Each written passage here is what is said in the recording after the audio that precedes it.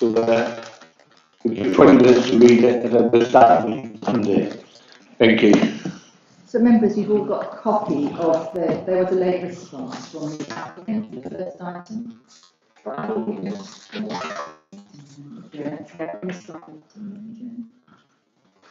Start the meeting. Agreed to adjourn. Thank you.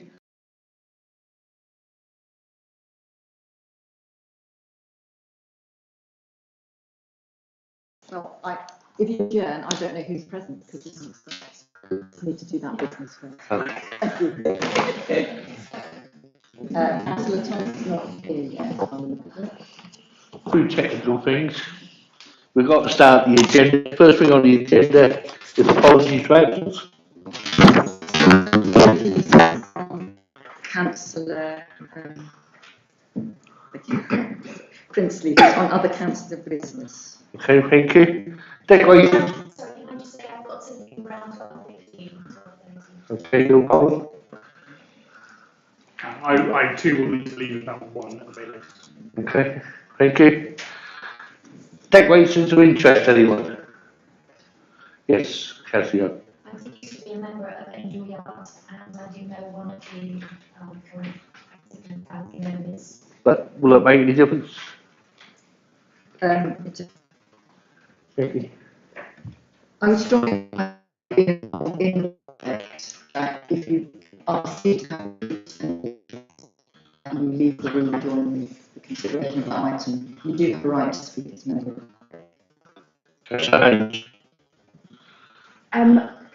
On item 4, Carrow Works, I received a briefing as a ward member a couple of years ago that other committee members won't have had. I don't think that's a prejudice of interest because it was very early stages. There was no information given to me that could make me predetermined when I read the application, but just wanted to declare it so that people know I had that conversation 2 years ago. Councillor Haynes, that will be recorded for information. Yes, Councillor. I've forgotten the name. Albert, yes. I was also a member of Angel and I was good part of the waiting list. Thank you. In that case, you've got prejudicial interest. Councillor Calvert. I'm a friend of one of the applicants for the Angel Yard project, and I'll be stepping up. We can have I'm still going to be caught. Just for information, Angel Yard is item number 6, which is Sussex Street and Elm Street. Thank you. Any other interests? No, thank you. Move on to the minutes of the last meeting. Do we agree the quick record for those who are here? Yes. Thank you very much. We now move on. That's all right, I'm on scrutiny. That's the same to start with. We now move on to the items on the agenda. The first one is Carrow Works. And I suggest that we close the meeting for 20 minutes while we give people time enough to read this. All those in favour, please show. Thank you.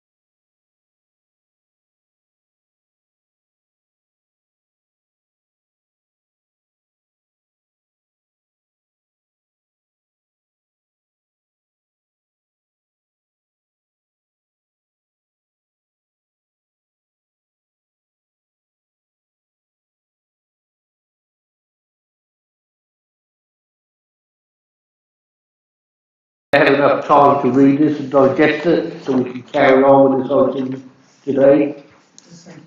Okay, thank you very much for that. We'll move on now to our planning legal, I would say, Sarah, to outline the report.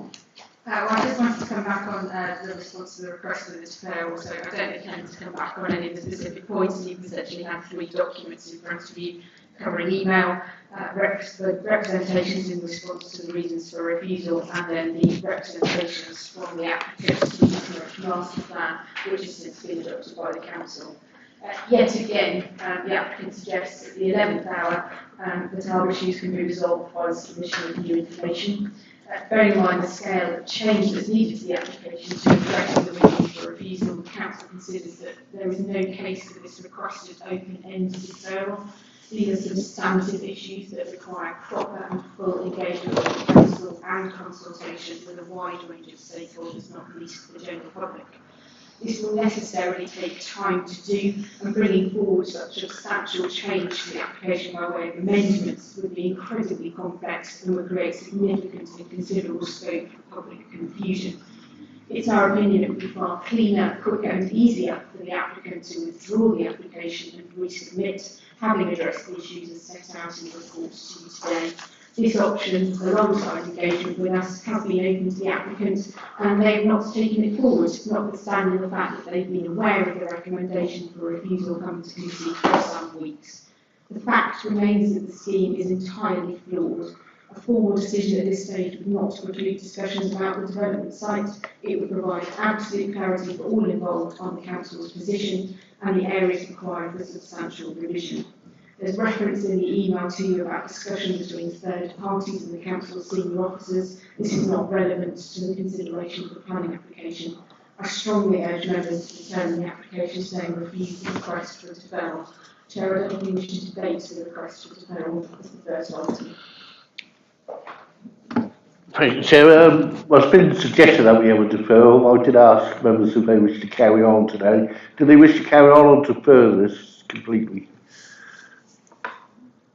Councillor Sands?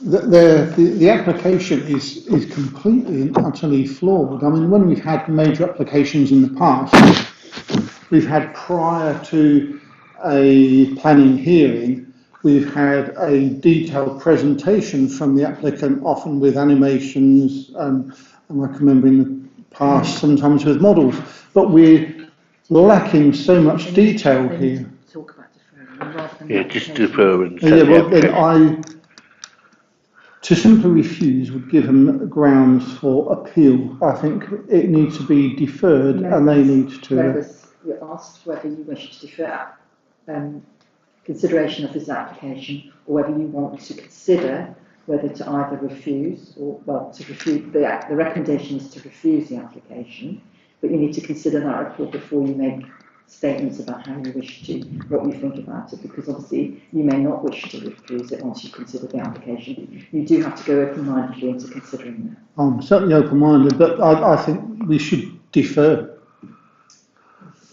Councillor Lovett. Yes. I don't think there's any grounds for deferral. I think we should go straight to the recommendation, the officer's recommendation. Green, Councillor Calvert. Sorry, just going to repeat it. Absolutely, there's no grounds to deferral at all. Yeah, I totally agree. I think the new information we received today don't make any difference to the recommendation for the report from officers today. I think we should just move on to the planning application, which we've got in front of us, and get our officer to take us through the application, and then we can discuss if we wish to agree with the officers and refuse it, or to approve it. Thank you very much. So we ask our officers now to take us through. Sarah, is it you? Thank you. Sorry, Councillor Oliver. Can I just ask a question? Point of clarity. Sarah, you mentioned open-ended deferral. Is it just open-ended deferral or refusal, or is there a possibility for a time limit to be imposed? Well, the applicant has just requested that we defer the item for consideration. They give absolutely no indication of timescales where they would submit any information to address any of the issues. So I suppose they are asking for an open-ended deferral. As I'm about to kind of go into the length of time that we've already had this application in, we could seek a time limit. I don't necessarily see that would help, so we just need to move to the recommendation and consider that. This will be up to members. We can decide to defer and put a time limit on if we wish. But it's the recommendation is to refuse. So we can either refuse it or go against the officer's recommendation and approve it, or defer it, or ask for it to come back, whichever we want. Thank you. We ask Sarah to take us through, or Thank you, Chair. I'm just going to start with a kind of an overview of how we've got to this position today. So the East Norwich regeneration area, as allocated in the Greater Norwich local plan, represents the biggest regeneration site in the east of England.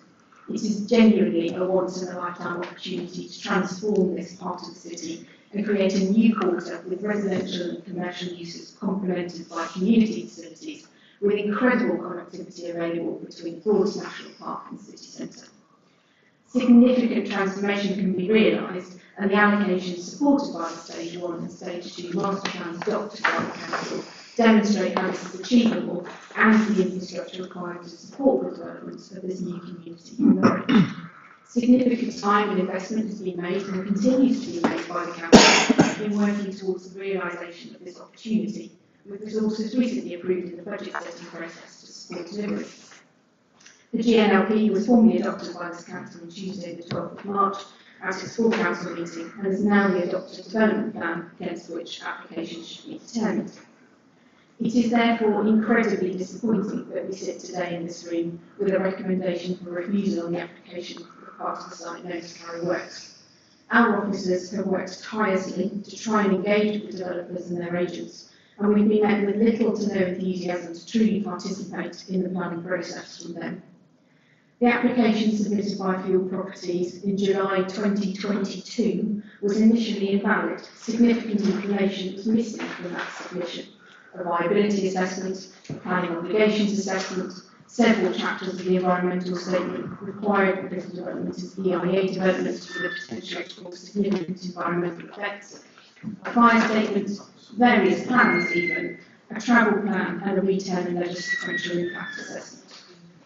All of these are required alongside the documents which are submitted to enable officers to assess the acceptability of the scheme. Officers attempted to make regular contact with the developers, but to no avail. It took until November 22, some 5 months later, for a series of more regular meetings to be agreed. These meetings were held between November 22 and February 23, and the Council sought the information required to validate the application and even offered pre-application advice on what's already submitted to enable a smooth processing of the application once validated. No information was forthcoming, and no commitments were given to a timescale for their production. In February 23, there was an on-site meeting with the Highway Authority, with council officers and the applicant's consultants. A similar meeting took place in March 23 with council officers and the applicant's heritage consultants. Historic England were also in attendance. However, it took until August 2023, 1 year and 1 month after submission, for the application to be validated through the submission of the required outstanding information. It's also worth noting that no changes were made to either highways or heritage information, despite the on-site meetings and dialogue that had occurred. At least 10 attempts were made between August and November 23 by our officers to commence discussions. Several emails and telephone messages to the planning agency project manager representing the applicant were made, but were met with resounding silence. I intervened in my role as Head of Planning and Regulatory Services on the 1st of December, writing to the agent and project manager advising them that, quote, their pattern of failing to engage on the proposals has persisted since the application was made valid. During this period, we have struggled to engage with you in matters relating to the application, notwithstanding the promises that you made to the leader of the council in the summer that you would do so. The most recent example of this is your failure to respond to a request for a meeting. From your actions to date, we can only conclude you do not wish to negotiate on the proposals in order to get to a point where they consider acceptable to the council. If this is the case and you do not come back on the request for a meeting, we will make preparations to take the application to a committee meeting in March next year with a recommendation for refusal. Unsurprisingly, my email sparked a reaction, and we did indeed meet on the 11th of December. The applicants expressed that they hoped the issues resulting in the holdouts could be resolved by the end of the year, or in January 24 at the latest, and advised that new partners were being sought. However, it came as a little surprise that further hold-ups ensued throughout both January and February 2023. I did exchange further emails with the applicants. At the end of January, I emailed advising that following the meeting on the 12th of December, a summary note had been emailed to all in attendance, including and reiterating the expectation that the outstanding information associated with the 4 listed building consent applications would be provided. In order to schedule a meeting in February, in everybody's busy diaries, a request for meeting dates was also canvassed. No response was received in relation to agreeing the meeting date, and the list of building applications remained invalid.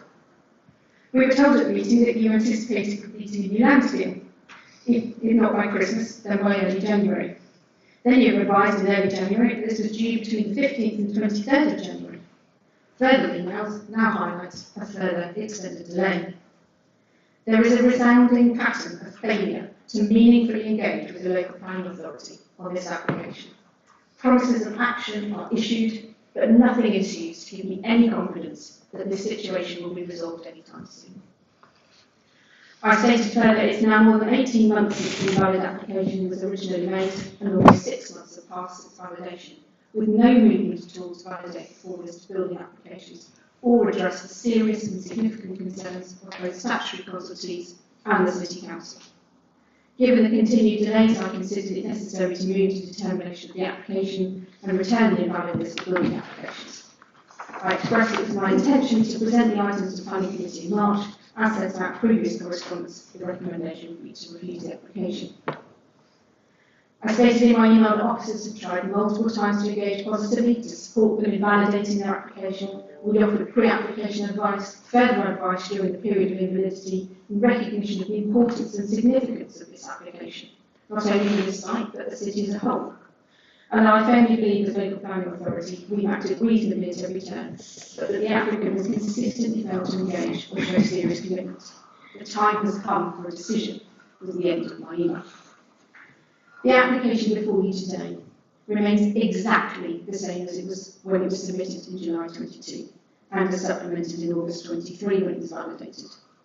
The listed building consents have been returned invalid, and as far as the Council is aware, the related scheduled monitoring consents have not been applied for in historic England. The local planning authority has a statutory duty to determine planning applications.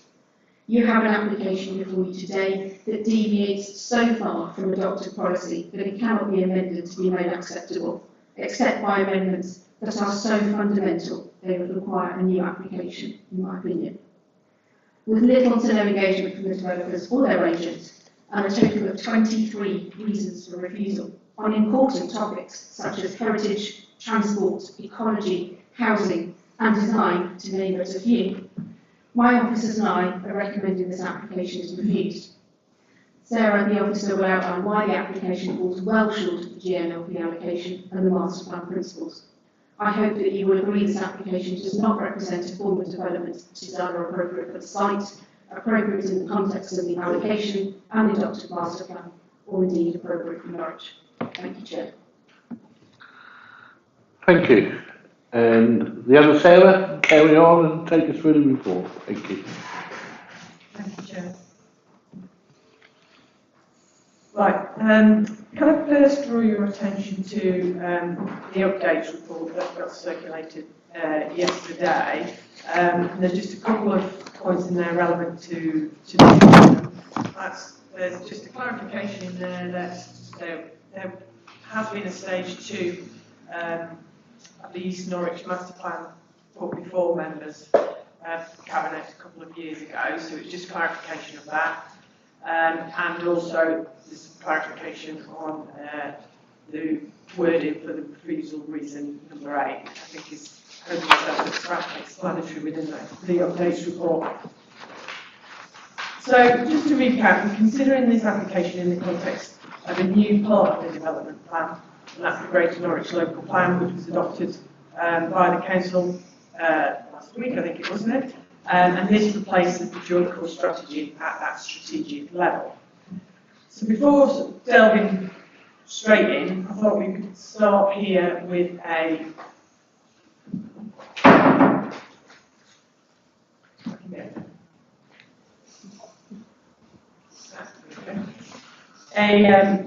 map of the East Norwich Strategic Regeneration Area. So Carroll Works, the application that I present to you today, forms part of that Strategic Regeneration Area. It's the area there, number one, along with Carroll House. We've also, number two, there's a deal ground. Number three is the early site. Number four is the utilities site. And number five is a small strip of land at Lawrence Scott. Together, this forms the East Norwich Strategic Regeneration Area, of which Stage 1 and the Stage 2 Master Plan has been before members. And it's as referred to throughout the report. I'm just reminding you that the policy context, we talk about the new Greater Norwich Local Plan. There's a couple of extracts of the policy for your benefit that hopefully you had a chance to have a look at Appendix 3 and 4 of your report, starting on page 133. So they're a Norwich Urban Area Policy, GMLP 7.1, and a site-specific policy, specifically to do with East Norwich.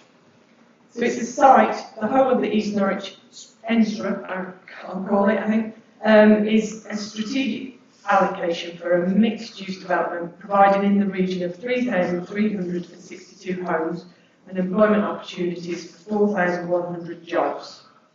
And those policies that I referenced a little while ago set out a list of the area and the site-wide requirements that are referred to throughout your report and are required in order to deliver that amount of development across this whole area. Just moving on to, you might also just find it useful to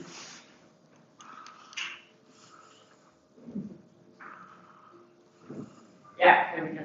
Have a look at the a couple of the outputs of the Stage 2 Master Plan that was put before members at Cabinet a couple of years ago in relation to the site and Carroll Works site. This is an essential site infrastructure plan. So we've referenced Carroll Works, which is on the sort of left-hand side of the screen there. You can see at item number 1, provision of an underpass to provide a link through to the other sites. Item number 5, a new bridge over to the north side of the River Wensum. Number 12 is provision of a school, or a site for a school. 14, community health facilities, and 10 there reference to provision of infrastructure for bus service provision. Alongside other numbers on other sites there, the large key infrastructure items that are required in order to deliver the development across this site. And there is an illustrative master plan as well that was put in front of members. This is just looking specifically at the Carroll Works part of the site. It shows a mixed use development, mixed commercial areas, dense housing areas, in that areas of E, commercial denser development along in those areas labelled B and A, and development around the Abbey, respecting its setting, and a community cluster at point G there, adjacent to the main access to the site. Moving on to the application itself in front of us. So here's the applicant's red line for the application site. It's a hybrid planning application we're considering today, which means it's part full and part outline. It's got a rather long description, which was on the screen earlier, and it's in page 11 of your report. And the application is for a total of 1,829 dwellings and 26,630 square metres of commercial floor space on what's considered to be a very interesting site of historical significance in Norwich. And as it's such a large and strategically important site, I think it'd be interesting to first set out the context of the whole of the site and the constraints, and then I'll break the presentation down into the elements of the full application and the elements of the outline. So this is the site. It's a 17-hectare site, a former employment site, once operated by Coleman's to process mustard, and then more latterly by Britvic Unilever for condiments and soft drinks, including fruit shoots, I think. It's on a site on the southeast edge of the city. So many of you may know it, many of you may have passed by it. The context here is you've got a roundabout jumping straight out over there, just to the south of the application site. That's the roundabout at County Hall, at the junction of Brackendale and Martineau Lane. You then got, in the blue blob that's on there is Carrow Abbey that sits central to the site. The green blob is indicating Carrow House, which is outside of the site. It's not part of the application site, and that site is currently owned by Norwich City Council. Along the north of the application site, you've got the River Wensum, and then on the north side of the river, you can see Carrow Road Football Club there, the large extent of the Lawrence Scott engineering works, and evidence of some newish residential development plots on the north side of the river. On the east of the site is the site bounded by the main Norwich to London railway line. Just beyond that is a small sliver of land that is occupied by Tarmac, and they run an aggregates site from there and an asphalt plant. And then further east beyond that, as I mentioned, is the Zeal ground, which is another part of the site allocation. Swinging round to the south, you can see there's County Hall there, and then you've got residential areas in Brackendale and the edge of Lakenham. And then heading sort of further to the east, you've got Trouse Village. There are a number of constraints to the site, which has shown some of those being heritage assets. So this is an extract that's also on page 63 of your report. It's a plan that was provided by the applicant, hence the scheduled elevation monument there in yellow is not quite correct. It should sort of be, not go through that building, it should be a square. The plan here shows in green the extent of the Brackendale Conservation Area. And then in red you have Carrow Abbey that I mentioned is central to the site, which is Grade 1 listed. The yellow area is the area of scheduled mention monuments. That's Carrow Priory, which is the remains of a Benedictine convent. There's both standing and buried remains there, dated from 1143. You've got adjacent to the site is, like I say, is Carrow House, Grade 2 listed, and its conservatory, which is 2-star listed. And then the rest of those purple buildings are all Grade 2 listed structures on the site. So it goes from, there's things like an air raid shelter, some pet tombs, and warehouse buildings, mustard seed drying building along the riverside area there. Also, a note, where the scheduled elevation monument there cuts through that building, that is the site of the current 1960s dining hall, which you will see is referenced throughout your report.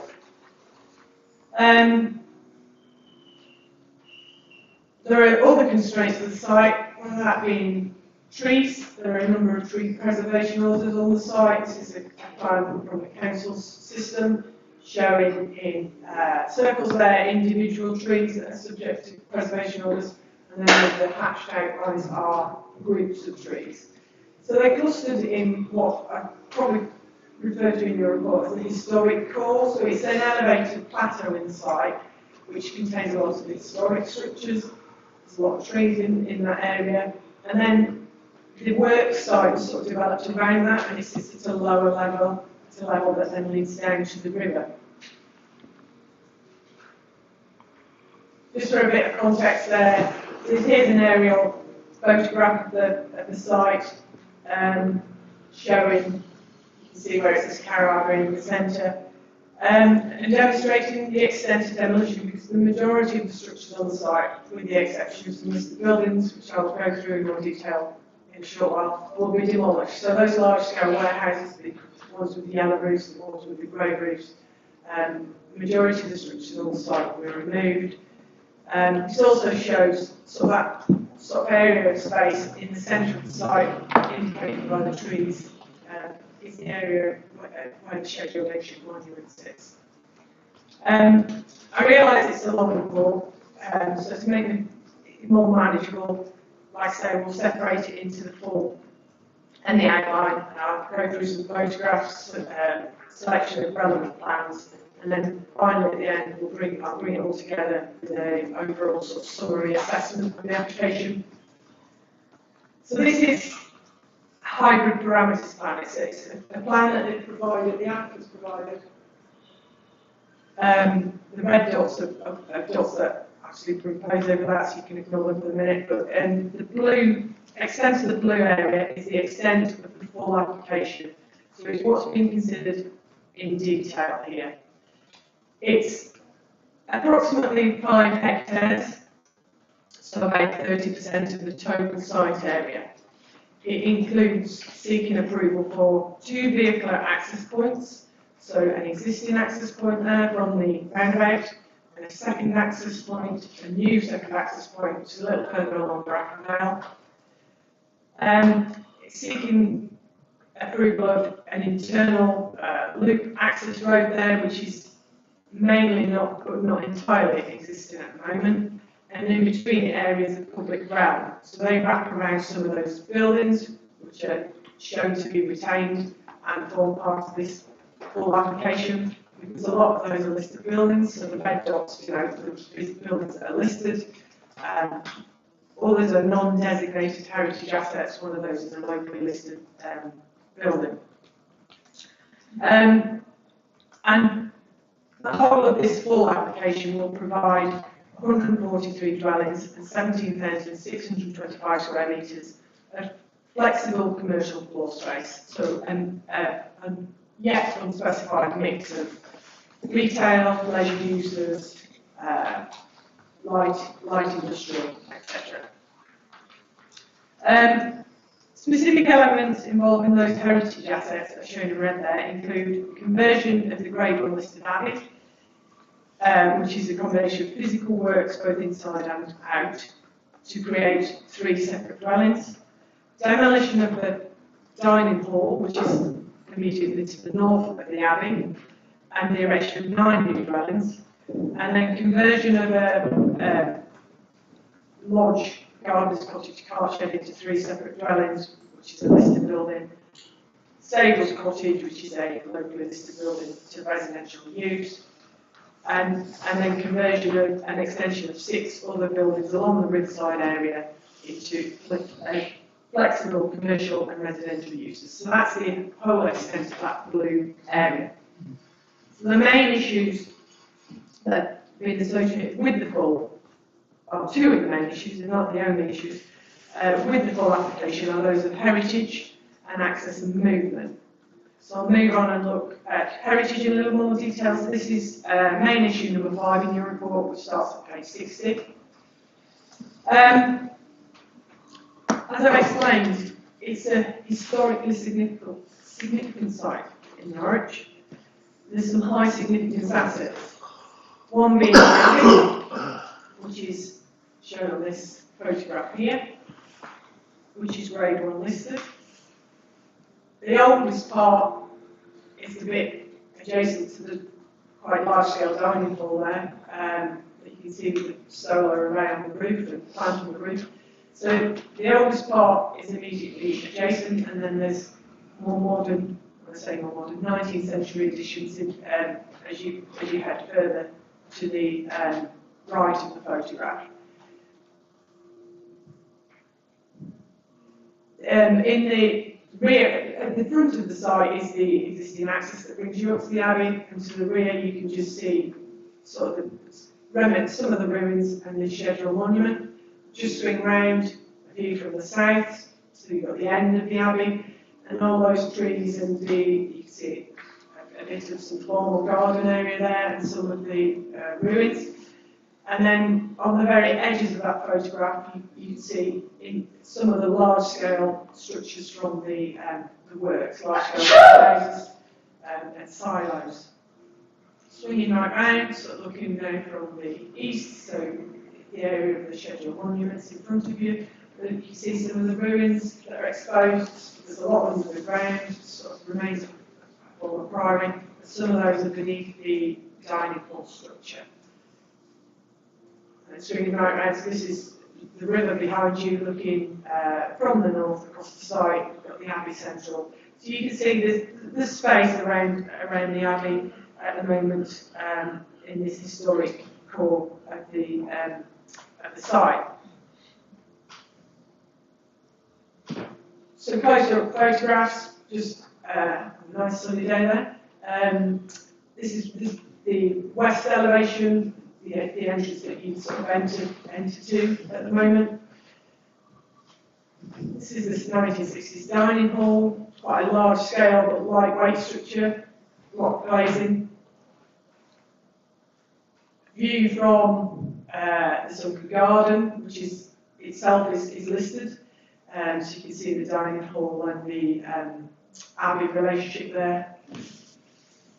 And from the scheduled monument side of things, you've got the Prior Estes House, the older parts. Looking at it, you can see how the dining hall is linked there to the Great Listed building with a lightweight link. That's just a little bit more. You can see start to see some of the ruins that have been exposed there.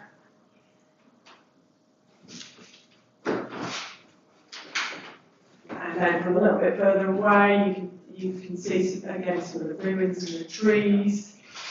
This is the elevation as you approach from the south, sort of the car parking area. There'll be removal of some low significant, less appropriate buildings in the foreground there behind that mini. Try to reveal that. There's a few photographs here from the interior, which were provided in the applicant's submission. There's evidence inside, there's some nice interesting features. There's moulded plaster ceilings, there's a Gothic style staircase there with some finials. There's timber panelling to the rooms.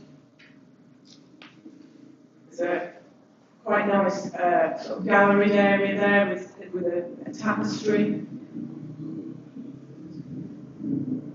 And there's just some evidence of panelling. More recently, the Abbey was used as office and meeting space. There was a conference centre running from there. But it's retained and demonstrates the high quality detail and craftsmanship within the building, which is reflected in its high listed status. Now, the Abbey is proposed to be separated into 3 separate dwellings. So, like I say, we'll see the removal of, can't quite see it on that bottom plan there, but there's in red on the left-hand side, there's a modern addition that have been removed. On the other side, where you've got grey, that's where currently you've got the link to the dining hall. So the dining hall will be removed. And in its place, part in its place, there'll be a 2-storey extension added on to the end of the Abbey.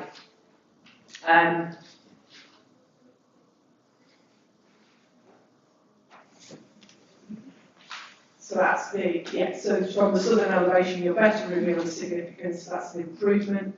But on the north elevation, you've got a 2-storey extension. Again, it's perhaps a little bit difficult to pick out on. This is just the ground floor plan of the Abbey, and it's showing roughly where the 3 properties will be divided. So the thin bit at the north is 1 dwelling, and that would be a 3-bedroom dwelling. It's got the extension on the top there, on the north, which would form a bedroom and a kitchen and a bathroom. And then the main bulky bit of the Abbey there is separated into 2, and there'll be 2 5-bedroom dwellings. Historic England have commented in some detail, and the comments are in your report, on these physical interventions, because this is a grade or listed heritage asset. They've made comments including, the division between houses 1 and 2, so that's the northernmost ones, affects the 2 grandest parts of the house, including rooms with exceptional panelling and other fixtures. Insertion of a bathroom would detract from the space and appreciation of moulded timber ceilings. The reality is the Abbey has always been appreciated as a single entity, and these proposals look to separate that into 3 separate dwellings. And externally, it also proposes to create garden curvatures to those 3 dwellings. Suggested that it can be done by using hedging, but you still created separate private and public spaces. So the more vivid green, let's say, on that plan shows you the area of the gardens that will be reserved for use by the dwellings, and then the remainder of the scheduled monument is proposed to be publicly accessible open space.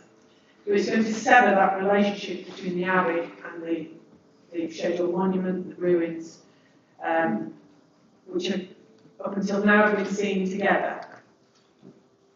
Just a few photos to show what that looks like on the ground. So this is the subdivision to create the gardens would go somewhere across that lawn area. Likely, this is from the upstairs of the Abbey, not as far out as the dining hall, but it will come somewhere across that lawn area. You can see it separates off then the ruins, which are more, this is some of the more extensive parts of the ruins that are a little bit further out. That's a view looking into the west, and you can see that that's quite a large warehouse building, believe it or not, in the distance there, which is at a much lower level. Looking north, see a chimney that is to be retained, large standing remains, and you can just see the dining hall there. So the ruins, the scheduled monument is all around the Abbey, and the proposal will separate that, and it will impact on the appreciation of space around the Abbey. It will create visual separation, obscuring views of the Abbey, and there'll be the introduction of domestic clutter and paraphernalia that we all get in our gardens, and there'll be a severance of the relationship and severance between public and private spaces. Another element of development in this area includes demolition of the dining hall and rebuilding on the slab foundations to create 9 new dwellings, parking, servicing, and all within a walled enclosure. All understood to be on the dining hall footprint and their foundations, although no works have been carried out to look at the suitability of the foundations to take the new dwelling. So this is the existing dining hall. Like I say, what we saw in the photographs, quite a lightweight structure, glazed, although quite extensive. This is the proposed, because it's part of the detailed plan application, we have some detailed plans for this. So this is sort of looking from above, this is the floor plan for 9 houses, so it's arranged in 3 clusters of 3 in a square with the parking and bins, etc. All contained within a walled sort of courtyard, I suppose, garden area. It's indicating 2-storey development, flat roof, brick, some detail into it there, but contained on top of this slab, which we're not quite certain whether that could be built on. So the removal of the dining hall would have a positive conservation benefit, and conservation consultees are not adverse to that, but its replacement is not considered to be so positive. There's implications for the scheduled ancient monument, and for the setting and significance of the Abbey and the scheduled ancient monument. Any works on that slab would need scheduled monument consent from the Department of Digital, Culture, Media and Sport, of which Historic England would advise. And they've already indicated that they were unlikely to be in a position to advise approval of such works because of their harmful impacts. Moving on, some wider heritage considerations. Here's the site. In orange, everything's to be demolished. In blue, are buildings to be retained,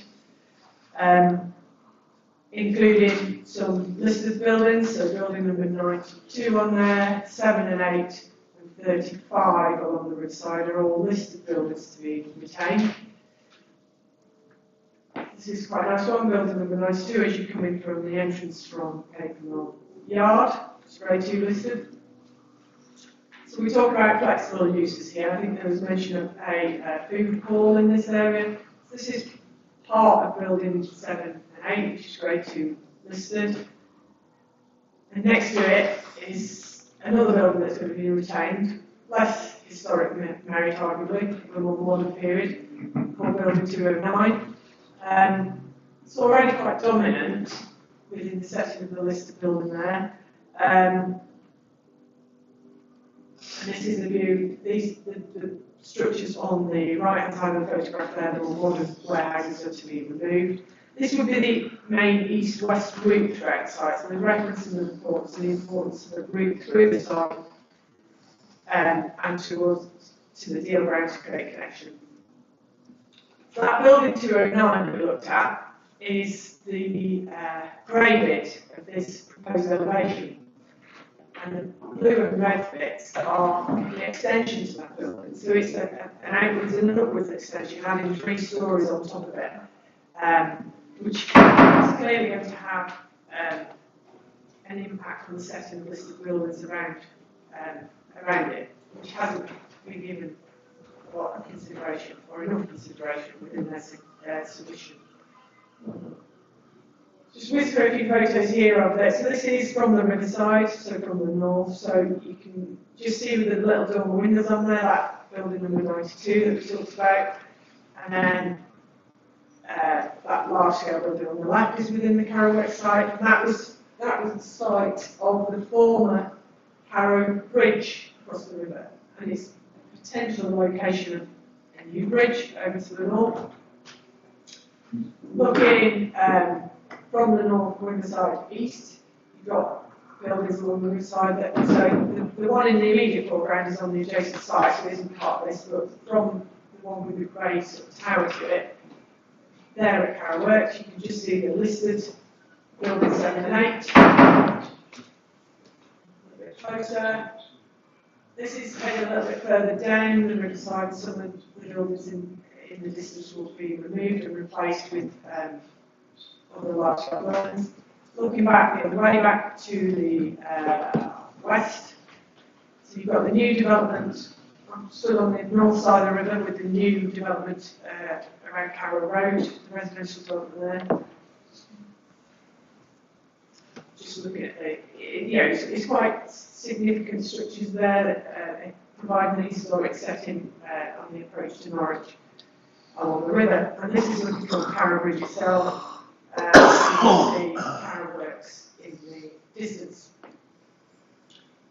And just to finish up the heritage section, I mentioned a mustard seed dryer. Again, it's listed, grade 2 listed, and so is the telephone box in front of it. Proposed for a sort of flexible use with some public realm around it. I'll move straight on now to access. Part of the full application, as I say, we'll consider points of access in the internal road layout. And there's also an outline parameter plan that deals with access and movement, and I'll look at that a little bit later. So we're now on main issue 7 in your report, on page 72. The applicant's transport assessment that they did submit with the application includes an access strategy plan, and you've got a copy of this in your report as well. So it shows points of access here, and a main access at A, which is existing, a new access at B, which they call it a secondary access. We've got emergency access points at C and D, and then you've got a bridge at E and a underpass at F. So the main the main access at A on there is an existing access. They're proposing an access there that consists of two separate but parallel 5.5 metre wide sort of two carriageways in, two carriageways out, separated by a 3 metre wide central verge and then a 3 metre wide footway cycleway provision along each carriageway. So quite a space hungry proposal. I think you probably, if you're not familiar with the entrance, you'll be familiar with the roundabout. So this is the entrance point of the roundabout at County Hall. Looking a little bit closer, it is already quite wide, to be fair, but they'll be looking to utilise all of that space in a different arrangement, giving quite a hard urban approach to the main gateway to the site.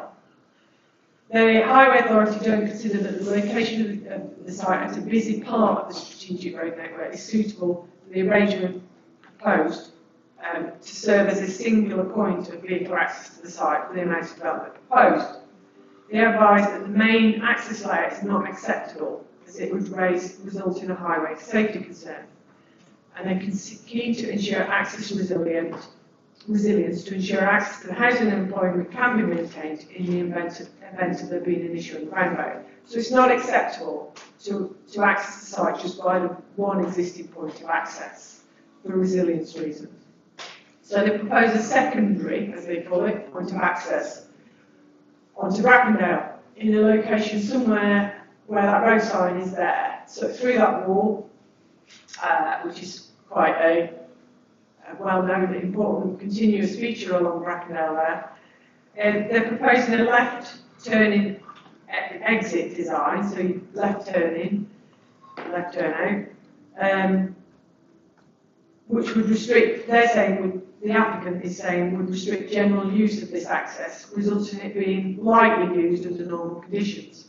But if there was in the event there was an issue at the roundabout, then you could use this as an access.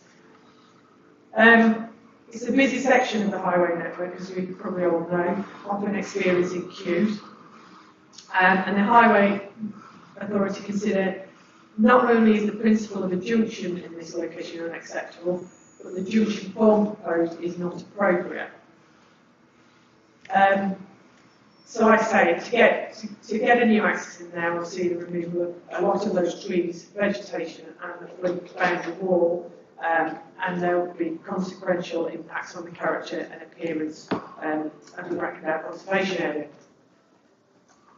Emergency access, there was shown an access onto, in the northwest corner, onto Papermill Yard, and Papermill Yard then joins onto King Street. So that's partly public highway, and then it becomes private at the bottom. It would have historically been an access to the site, to the work site. Now it's understood that there are no access rights by vehicles in this location other than for emergency vehicles, and they're proposing this as an emergency vehicle and pedestrian cycle access to the site. Another point of access would be by the underpass that was shown on that access strategy to allow access underneath the railway to the deal ground. And this would serve as a pedestrian and cycle access only. So as you can see, it's a bit overgrown and neglected. However, enhancements could allow you to get through into the deal ground and onwards to Whittingham Country Park.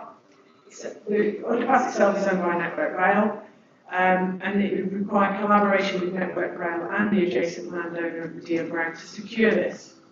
Well, it's not understood that any discussions have taken place to secure it. Indicated on the access strategy was a bridge over the River Wensum. Similarly, a discussion will need to be had with the adjacent landowners to the north. We were not under the impression that any discussions had taken place, or meaningful discussions had taken place with the landowners in the north. And that was just a photograph again of that an important part of the access strategy is this east-west route, through from that, where that emergency access was shown, and through to the underpass and onwards. Overall, the development suffers from a lack of connectivity and permeability. It's not connected to the wider area of East Norwich for existing development to the north and to the west. And there's not sufficient or detailed commitment to improve active travel and increase sustainable access to the site by pedestrians and cyclists. The applicant has solely considered their site and how they could make the connection up to the end of their site to allow onward connectivity, but there's no commitment, for those connections to be made. Moving on to the outline. So the outline part of the application was the areas that were not in blue on that parameters plan I showed you earlier. It's the other 70% of the site area. So it's nearly 12 hectares, 11.9 hectares of the site. And the outline part of the application involves the demolition of the existing buildings, with the exception of those in the full, and replacement with a phased residential-led development for up to 1,716 dwellings and 9,005 square metres of flexible commercial floor space, landscaping and open space. So the outline seeks approval for a set of parameter plans. So there's 5 or 6 of them. This is one of them. It's a land use plan, setting out in broad terms land uses. So in orange is the residential, blue is some employment, and red is commercial. You see there's some commercial there where the master plan suggests a community hub alongside the entrance to the site, and then you've got greener areas of open space. So there's some park areas within there.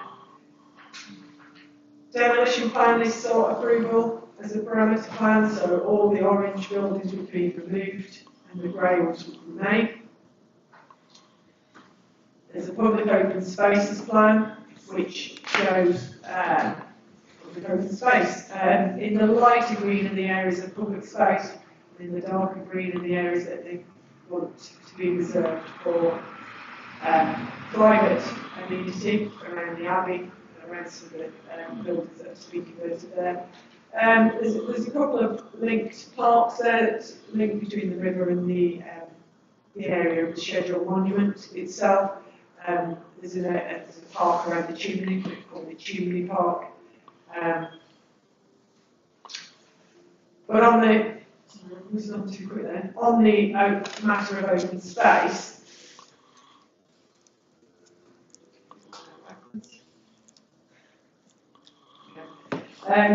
on the matter of open space, there's a total of 4.7 hectares of open space to be provided. As you see within the report, that's not enough in accordance with a standard of 2 hectares per 1,000 population. You'd be looking at about 9 hectare requirements on the site.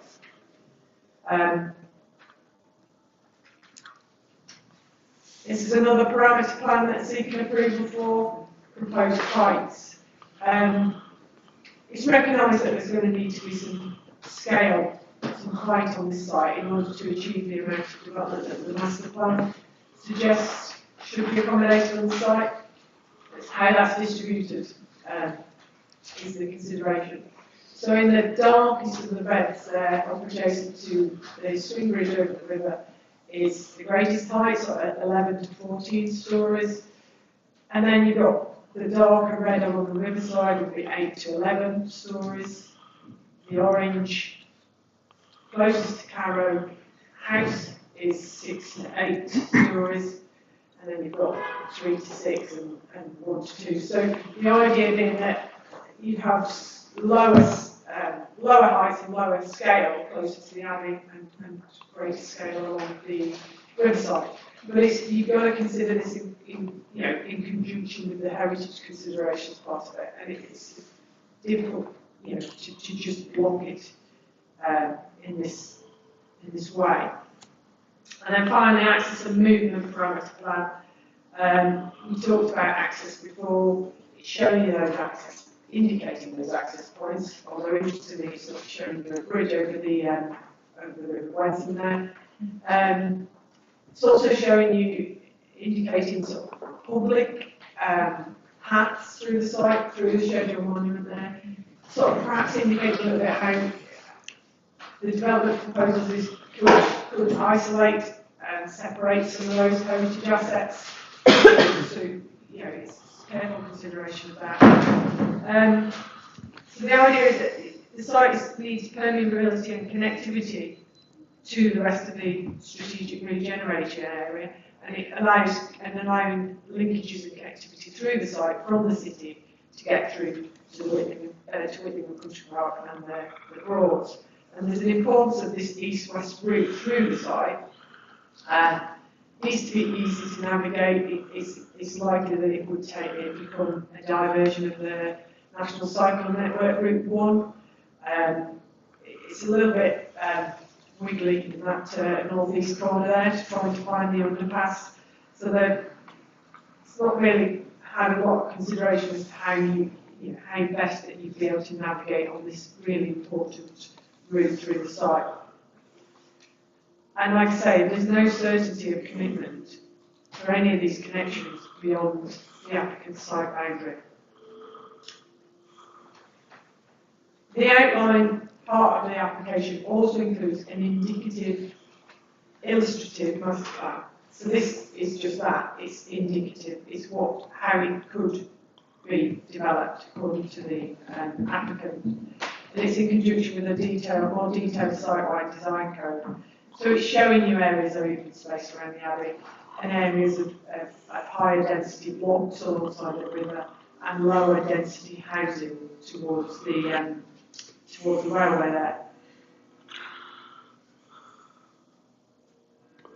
And finally, I'll leave you with their sort of 3D illustrative sketch of how some of that scale could be accommodated on the site and around the Abbey area and the historic core. Not forgetting that the master plan is proposing something, you know, off scale as well, but the devil is in the details, as they say. I'll just move on to a sort of my conclusions on the assessment of the application. So as you see from the report, a substantial number of statutory consultees have raised objections on a wide range of matters in this application. However, in light of the critical comments received, as has been stated previously, the applicant has not made any changes to the submission or engaged to discuss technical matters.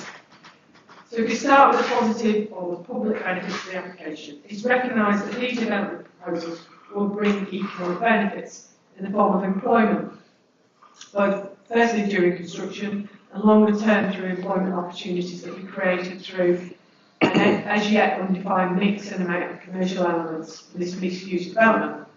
The optimistic creation of over 1,000 jobs is clearly a beneficial aspect and contributes to meeting the Greater Norwich Local Plan policy requirements, which aspires to create around 4,100 jobs. The proposed 1,859 dwellings will also make a very substantial contribution to housing supply in the city. However, the lack of affordable housing, currently no affordable housing, and a proposed mix of housing types consisting of 79% flats is not considered to meet the identified local housing need. And therefore, although there's a significant amount of housing proposed, it's not a sustainable housing development. It doesn't provide an appropriate mix, including affordable housing. The proposals would bring back into use historic buildings on site, including some of the highest significance, and they come back into an active use, preventing deterioration and harm associated with longer term lack of use and neglect, although there is still remaining uses within some of those buildings. However, it's not without quite high levels of harm being created as a result of the physical works required and the subdivisions created, as I've discussed. And the wider proposals will introduce some public access to areas of the site that have until now been mainly private. However, again, there's a whole range of other potentially less harmful uses which could achieve greater public access to the site and associated benefits that have not been explored, which raises questions as to whether the proposal represents the optimal viable use of the site. You know, what is important, greatest importance for the site in terms of its conservation. So apart from the housing though, the application fails to deliver much by way of public benefits on many of the other elements that together would contribute to achieving a highly sustainable mixed-use quarter for East Norwich. The development fails to deliver in a substantial number of ways and requirements with the requirements of policy, the GNLP policy 7.1 and the site's specific policy, which were attached as appendices.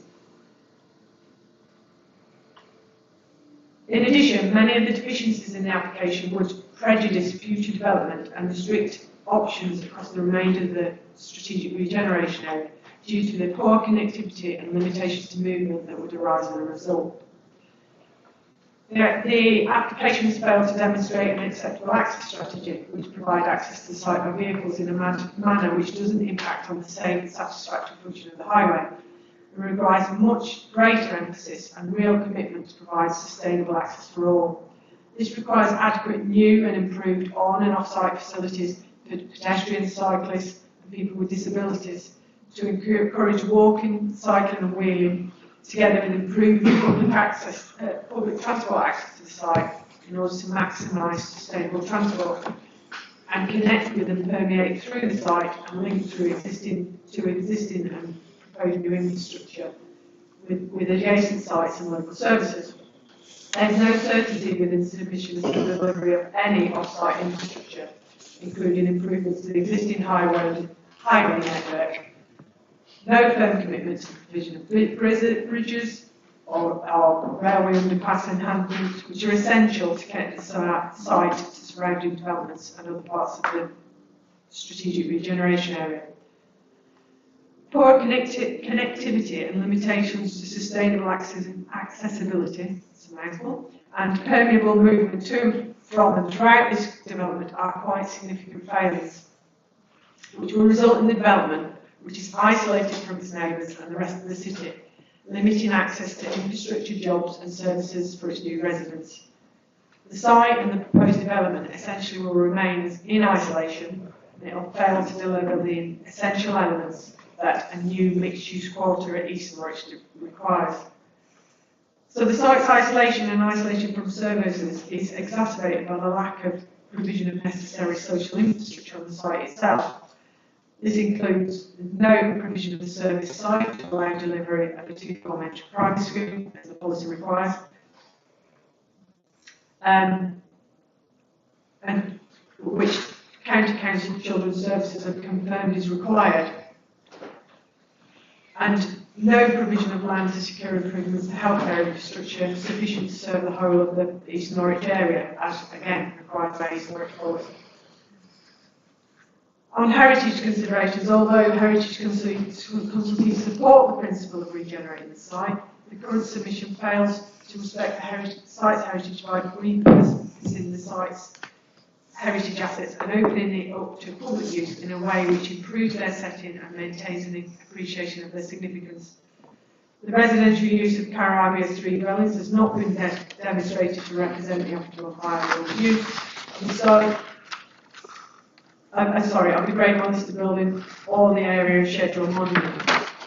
As a result, the development in and around the Abbey, including the new development in place of the dining hall, has found to result in high levels of less than substantial harm to the significance and setting of these high-end heritage assets.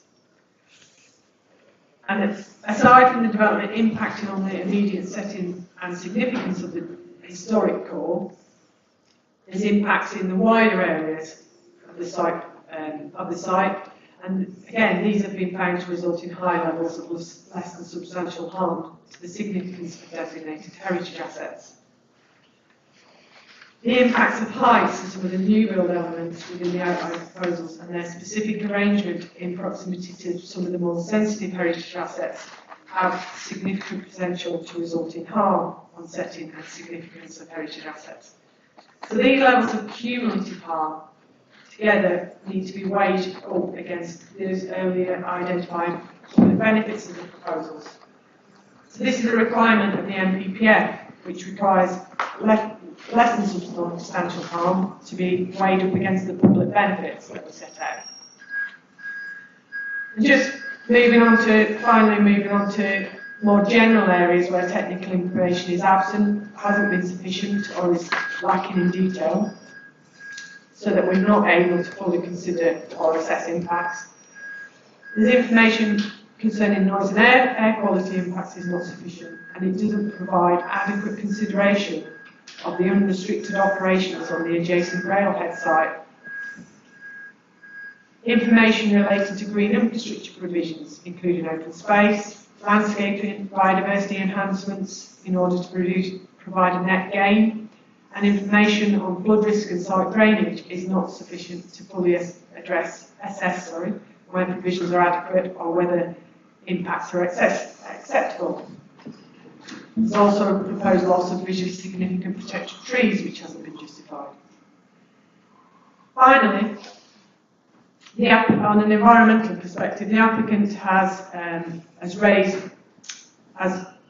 the application has increased nutrient implications, we all call nutrient neutrality, and visitor implications on designated habitat sites or European designated sites. But it doesn't provide necessary mitigation measures. And without such provisions, it's not been possible to conclude no adverse effects on the integrity of these internationally designated wildlife sites. And deficiencies or inadequacies with the information and lack of certainty of mitigation within the applicant's environmental statement, because this is an EIA development, it requires environmental impact assessment, has resulted in a conclusion that significant effects of the proposed development on the environment will result without that mitigation. So this is why, unfortunately, the report was so lengthy. The submission fails in so many respects, and any suggestions that this can be rectified to date have come to nothing. The application is just not a good example of locally distinctive quality placemaking that the policy across all levels requires. It's the opinion of officers that the public benefits identified would not be anywhere close to the levels required to outweigh the cumulative significant harmful impacts of the development, as identified throughout the report and as set out in the planning section at the end of the report. It's therefore recommended that the Planning Permission should be reviewed for a substantial number of reasons, starting at page number 108 of your report. Thank you, Chair. Thank you, Sarah. Nice short report. We'll move on to questions to the officers. I think those speakers on this. Any questions to officers? Sorry, Chair, Yes? I forgot to mention at the end. In relation to if members have any questions about specific technical matters, we've got a couple of representatives here from the Highway Authority, so if you've got any questions about the access, the Council's Conservation Officer is here, and the Council's Development Strategy Manager if you've got any questions about housing or development viability. Thank you. Just questions on the report. Councillor Sands. I suppose we start off with considering access, so we'll speak to the highway people. I go to County Hall for council there, and I know how busy that roundabout gets. Should this go ahead, how would you vision the chaos at this roundabout and the potential new junction further up, is it Brackendale Road? Okay, so the Highway Authority has not seen any evidence at all from the applicant that there are no transport modelling to demonstrate that the roundabout in its current form would cater for any development on this site. We have no evidence at all from the applicant that would be the case. With regards to the second point of access on Brackendale, Highway Authority has maintained throughout that this is not acceptable. It's a strategic route, it's significantly important, it's one of the most congested parts of the network coming in out of the city, and their proposed access strategy to the left and left out we would not work. For example, with a left-in, left-out, you would expect to have some way of turning at either end. So if you were coming from Martin Lane and you wanted to go into the city, somewhere you've got to turn in order to come back to turn left into the site, and that facility does not exist. So the left in, left out is a totally inappropriate junction of that location, and that's a side point that we wouldn't accept a junction on that part of Brackendale. Just to put it into context, many moons ago, the fire brigade wanted to have an access to that location, and we recommended refusal to the fire brigade to have an access to that location. They moved just down the hill, as you know, to just off the track. So we have had absolutely no evidence from the applicant that any of the access strategy is appropriate or allocated for quantity of development that is coming forward. We try to engage the applicant, we try to have meetings with the applicant, and we try to get them to do some modelling. We also to consider how the roundabout could be altered to facilitate this scale of development. The roundabout also doesn't have appropriate recycling links, so it's possible to cross the roundabout. The local school until the primary school, if there was a primary school coming forward, until that all access to primary school across Martin roundabout, and there are no provisions within the application for that to happen and have not been considered. The applicant did submit sketches that possibly could come forward at that roundabout, but there's no modelling associated with that, so we don't know the impact that that would have on the junction. So, as far as we're concerned, we can't comment on that. We don't have the necessary information to make an informed judgment on the impact of the development on the roundabout, and hence that's one of our reasons for refusal, because we're not in a position to make that assessment. Okay, thank you. Councillor Susans. This is actually the Conservation Officer for the county. Oh, sorry. Looking at this plan, it puts me in mind of, from listening to when all the Victorian row houses were put up in the Industrial Revolution, and they basically wanted workers' houses and just funded as many houses as possible without any thought and amenities, which wasn't a thing. But as far as conservation goes, what are your views on how that keeps the conservation area, the important conservation area of Tower Abbey? Is that the correct sort of landscape, if you like, for these buildings around it? And also on the divided lawn, and the fact that the public's now probably not going down to the DC.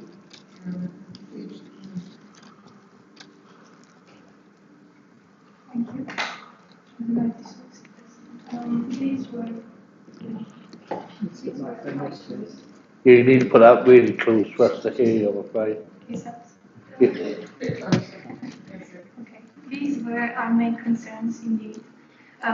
First of all, it was the division between the Abbey and the Priory ruins, because there is a strong connection between the two buildings historically, and also they have a very important associative value between the two. In fact, where the division happens and where they propose to separate the private gardens, this is the site of the former cloister of the Priory, and there might be, there is a big possibility of underground archaeology underneath.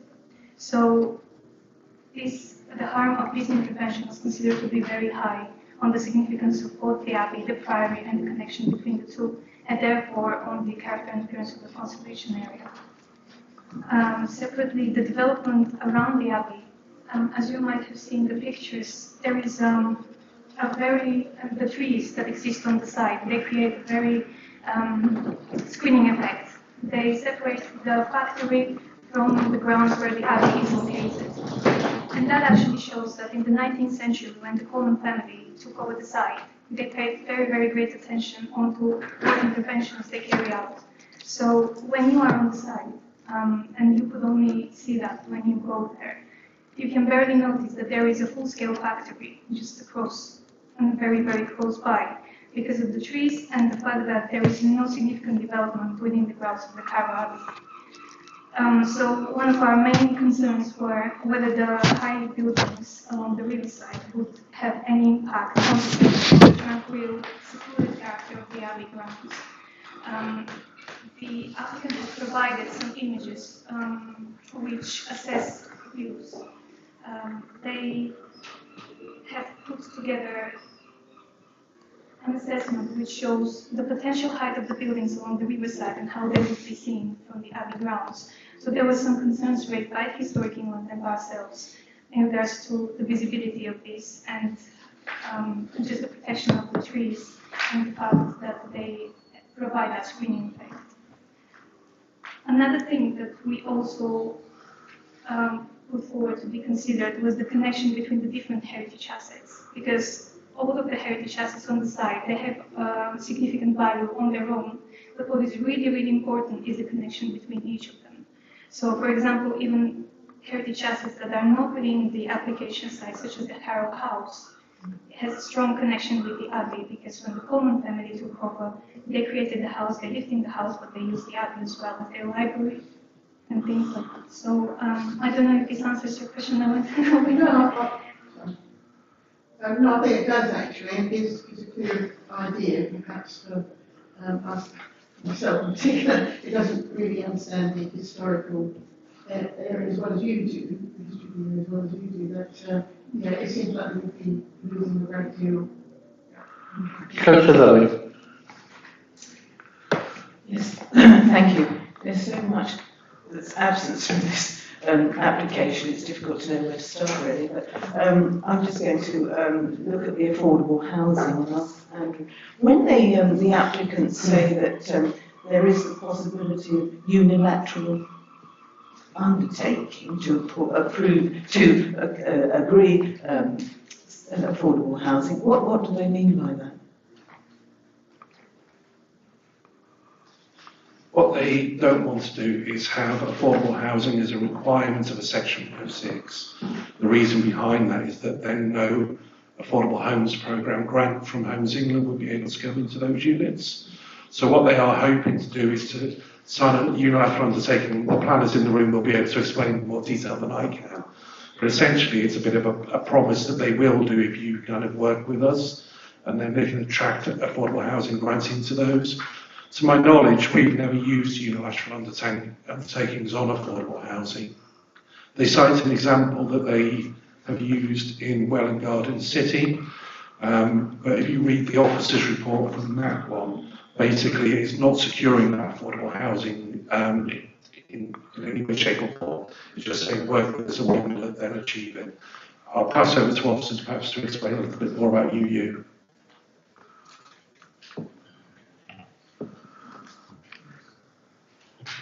I'll just kind of pick up on that. The unilateral undertaking it is a form of legal agreement under Section 106 of the Town Country Planning Act. Basically, it's kind of one-sided. It gets presented by the applicants, and it doesn't normally contain the level of detail that we would actually require through a negotiated Section 106 agreement. I think the other thing that the applicants actually talked about is securing Section 106. Securing affordable housing through competition, which we don't do, and our advice on that is it's not an appropriate way of securing affordable housing. You need to know what you're going to get. If you get to a point where you're actually going to approve an application, you need to know your percentages, you need to know your tenants. But the mechanisms that they're proposing just don't give certainty that we require. And at the moment, there's no provision for affordable housing within the development at all. Question? Thank you, Chair. My question really is the active travel arrangements that we call, what would the correct level of active travel arrangement look like, please?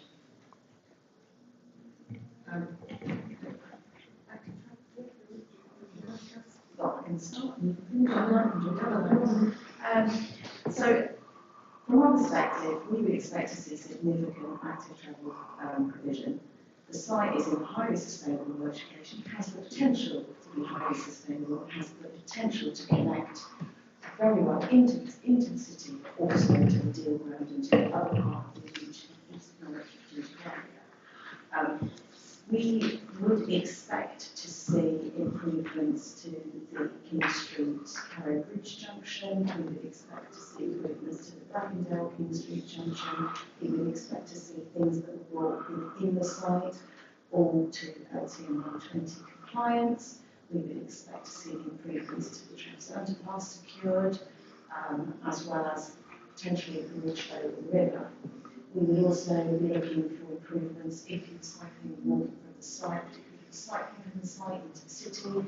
You would expect it probably to come out to King Street and then cross, and you would hopefully improve the junction at King Street Carrow Bridge, and then go along King Street River Road straight into the city that way. So we would be expecting to see information on things that could be provided along there, all of which at the moment we don't have. We had an indicative scheme for the King Street and Harrow Bridge junction, which would be partly decentralised so that you get pedestrians to cross it.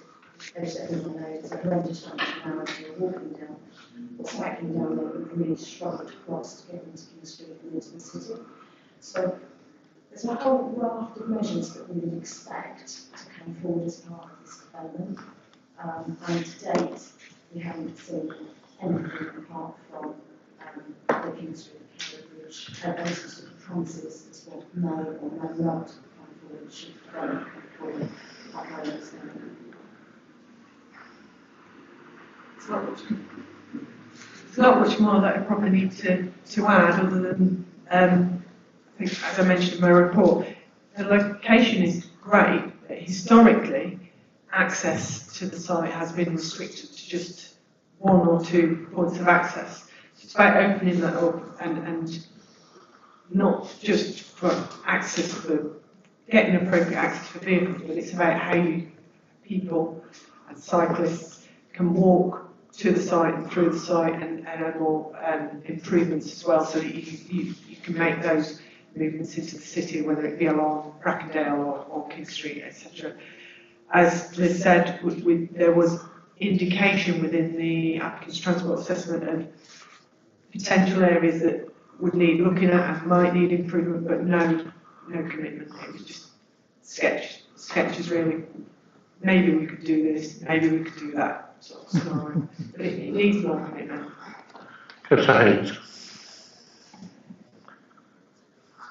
Thanks. Yeah, a couple of questions on the noise and air quality.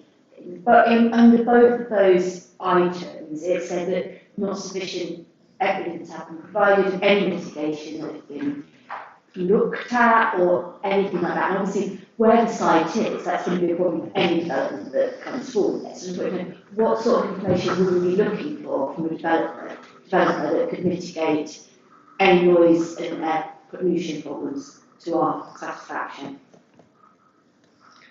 The Council's Environmental Protection Department have looked at this. There was a noise assessment and there was an air quality assessment. Let's say a light brush approach. So from a noise perspective, they did some noise monitoring. There's been some modelling carried out. It wasn't as in-depth as, say, as it should be. A significant noise generator there is as I said, the tarmac, asphalt plank and railhead. For example, we have with us an application on the deal ground at the moment. It's a reserve matters application, so there's more detail to it in terms of layout. But within that, and it's not perfect, but within that application they did go to tarmac, look at when they were getting to it, so that they got an understanding of the worst case scenario in terms of unloading the train, etc., etc. My understanding is from the noise perspective, it's considered what it thinks to be an appropriate representation of what happens at the tarmac site. It hasn't taken into account the fact that there's a railhead, which is part of that. So it's how they bring aggregating on trains. Separate, but interrelated, I suppose, but it's a separate part. It is an unregulated part of the site. It has deemed planning permission. There are no noise restrictions on it. There are no operating hours. There is for the asphalt part of it, but a train could come in there at any time of day or night and unload for quite a long period of time. And they just haven't picked that up on. So it's not got that, and you need that information to understand what mitigation you need. Now, the applicant will argue, well, it's a large part of this site is in outline, we can deal with that in future. But when you're looking at the principles of land uses, you know, is it acceptable to have housing all the way down the? Is it acceptable? Is it acceptable to have housing? They're showing employment in blue there, which is good as a buffer to noise. But is it acceptable to have it that little bit further north? Do we need some, you know, employment uses there to provide? You don't know unless you've got an adequate understanding of the noise environment, and our environmental protection officers didn't think that was the case. From air quality, there was a lot more. There was, from memory again, there was technical information missing. It was sort of referring to out-of-date standards. There needed to be, and it didn't look at cumulative impacts. You know, this is environmental impact assessment development. It's part of their environmental statement. They come to us beforehand. They ask us to scope in stuff. We go through cumulative impacts. So what you need to consider this alongside other committed large-scale housing developments, other large-scale developments, Anglesey Square, Deal Ground, etc.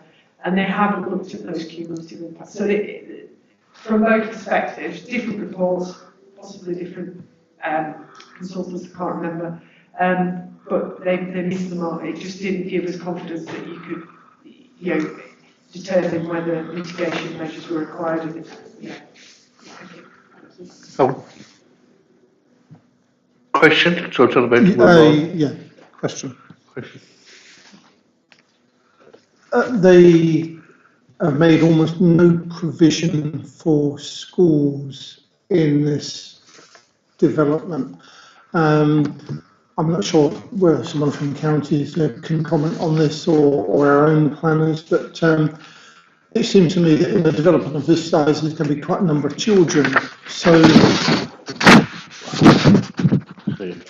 I'm just astounded that they've made no provision for schools. I'd like to know what perhaps there could be. I know Carrow House is owned by City Council, and they've made a throwaway comment about that.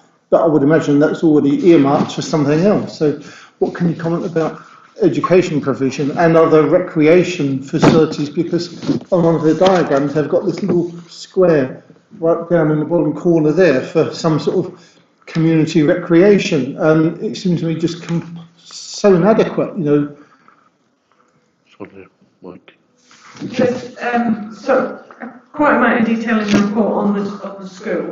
It's a long-standing, it's a requirement of the master plan. It's a requirement of the adopted policy that there should be a school provided on this site, or land for a school to be provided on this site.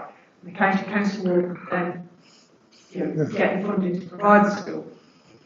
The applicant considers otherwise.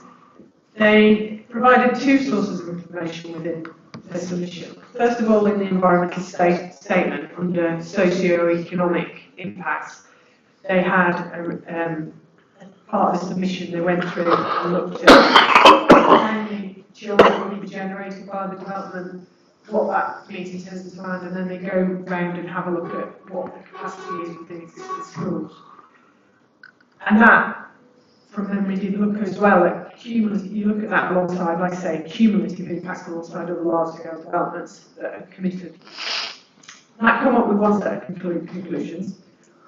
They then went a bit further and had a education impact assessment carried out, and that solely went through and looked at capacity in existing schools, primary and secondary schools, within certain walking distances. It didn't actually go that step further and look at how many children would be generated, what the demands were. So they're trying to make the argument that there's surplus within existing school, so there's no need for a school. And then there is a comment within there, well, but if there was a need, then it could be dealt with by sale contributions. Now, it's sort of missing the point in that, you know, the consideration of this is a strategic regeneration area, part of the housing commitments in the local plan, you know, providing sufficient facilities and services for the large-scale development. It was identified that there would be a need for a two-form entry primary school in that location. So it's, you know, county have done their maths, they've got their information, their statistics, their people, well numbers, etc., forecasts, and they, you know, they come to a conclusion that there is a requirement, there will be a requirement for as a result of this development, and especially for other community developments. Sorry, can I just add to that? That's kind of symptomatic of one of the things that's wrong with this application. It looks, it's very, very self-contained. It kind of acts as though there's no other development going on in the area around it. It refuses to acknowledge that this is part of, as Sarah said, the largest regeneration site in Norfolk, and that the facilities that are being provided on this site don't just serve the needs of Carrow Works as a redevelopment opportunity. They're aimed at providing infrastructure, whether that's linkages or the school itself, which are required as part of the wider research strategic generation area. So the homes that are on, the homes that are close to the deal ground, the utilities site, Macon site, it's all, you kind of got to zoom out and kind of look at that regeneration area in its entirety. This kind of is it's far too narrowly focused, and the way that they've dealt with the school is entirely symptomatic of that. Okay, the recommendation is to... Sorry, Chair, I think there was another part of that. Yeah, just in terms of your other question about other facilities. Yeah, things like, you know, community recreation and like, I think it was...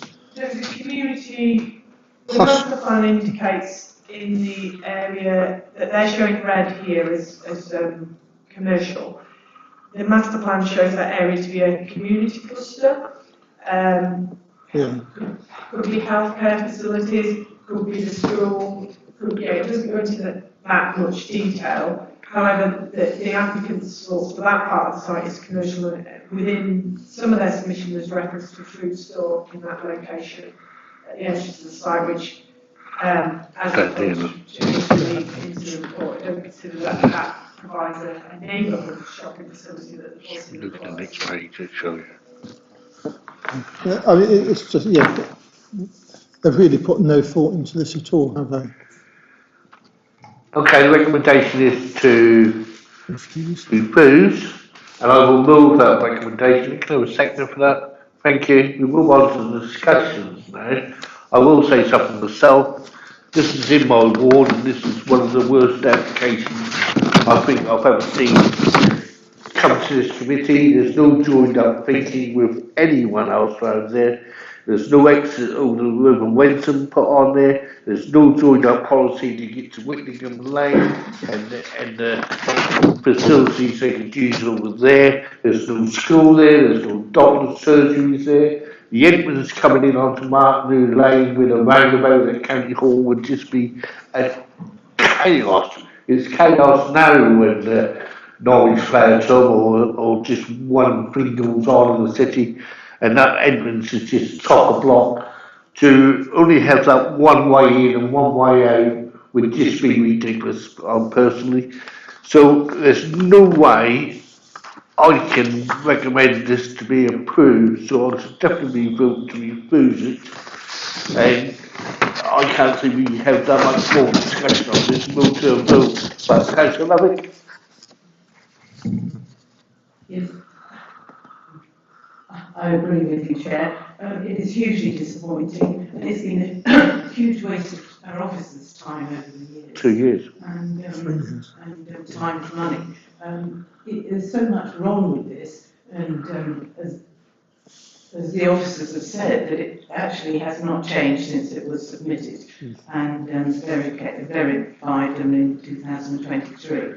It seems as though the owners have got a very superficial view of the site, and as the officers have said, very much as if it exists on its own, and so it lacks all that acknowledgement that it needs to relate to the highways outside, it needs to relate to the other areas in the East Norwich master plan. And it's interesting that they say in some of the opening paragraphs that they actually contributed substantial amounts to the East Norwich master plan. Well, what a waste of their money again. I mean, yes, we do need that plan and we've got it, but you know, if they, why not see it through? And I say it's hugely disappointing. It is a very historical site, and in more recent years, it's been a very important economic site. And it's hoped that in future it can be all of those things again, but with housing and the mixed use, and but it definitely needs the really fundamental sustainability to connect it to the rest of the East Norwich area, and that's just lacking, and yes, it's hugely disappointing, and I totally agree that we shouldn't allow it to be deferred or whatever, but definitely refusal. Councillor Covert. Thank you, Chair. I just wanted to say I think there's often a general perception amongst the public that developers are able to give local authorities a runaround when it comes to planning, and I'm very grateful to our officers for defending it happening on this occasion. So thank you very much for that. And obviously, I will not be looking to accept this proposal. Councillor Sands, Mike. Thank you, Chair. One of the most surprising things is, considering the size of the development, that the proposers of this have had no pre-planning presentation involving any kind of 3D models or animated visualizations at all. It's almost as if they've just got a few aerial photographs taken from Google and have drawn their own diagrams on this. And the fact that they have put so little thought, and I suspect cost, in terms of human and monetary resources into developing this, suggests to me that really they don't have long-term the financial resources to carry out this development. And basically they're saying, oh look, let us do this, trust us, we'll sort the detail out later. There's no way any sane person could approve this. Okay, we'll move to the vote. No one else wishes to speak. All those in favour of refusal, please show. That's unanimous. Thank you. So refuse. We'll move on to the next item, but before that, we'll have a 10-minute break. So Thank you. just to sum up, you voted to refuse it with the reasons as set out in the report. Yep.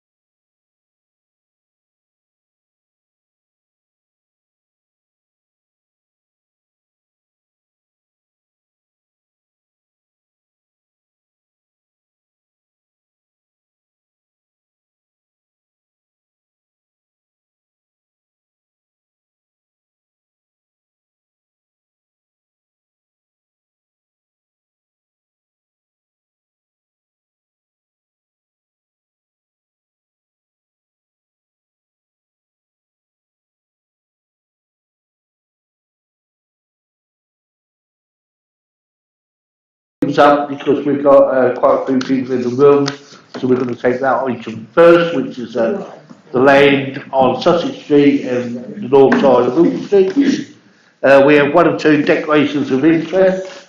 If they wish to declare that and stand up and leave now, Chair, welcome. Councillors Calvert, Young and Heckman have declared an interest in this item. I think there's only one case it could be. None of us prejudicial, I take it. No, they can all stay in the room if they want, or they Sorry, leave. Chair. Sorry. That's why I'm not allowed microphone. I'm just checking, Chair, because if it is a prejudicial interest, you should leave the room now. If it's non-prejudicial, then you can stay whilst the public speak, until the public has spoken, and then you should leave the meeting after the rest of the speakers. Okay? And in that case, if those of you who wish to remain need to go and sit in the public gallery as well. So we have to go over there. Yeah. Okay.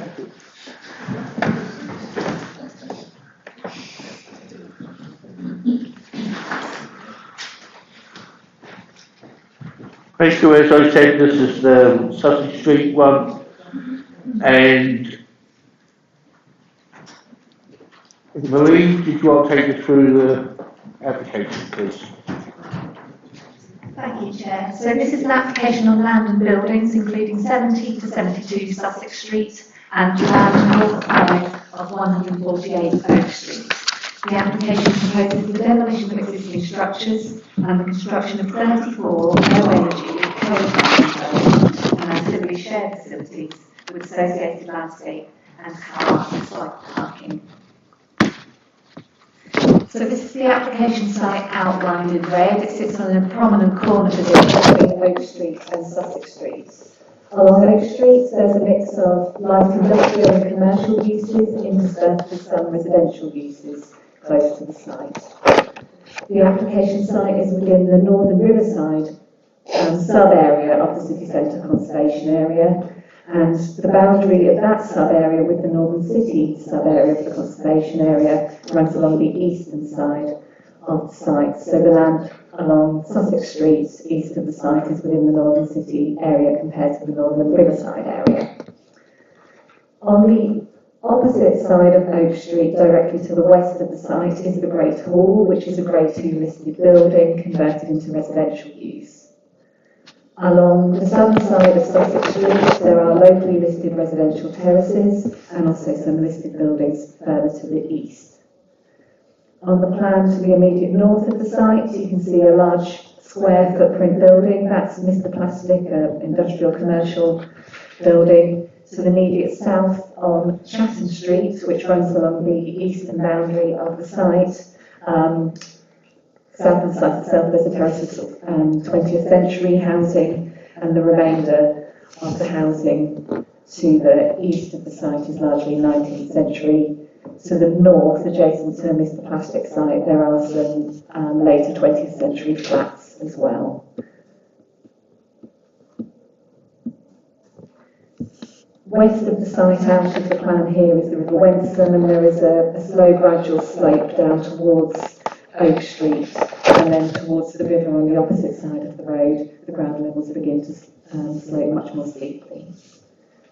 To the northwest of the site, the largely blank area you can see to the upper right-hand corner of the junction with Sussex Street is a site which is currently under construction for 40 new flats and houses.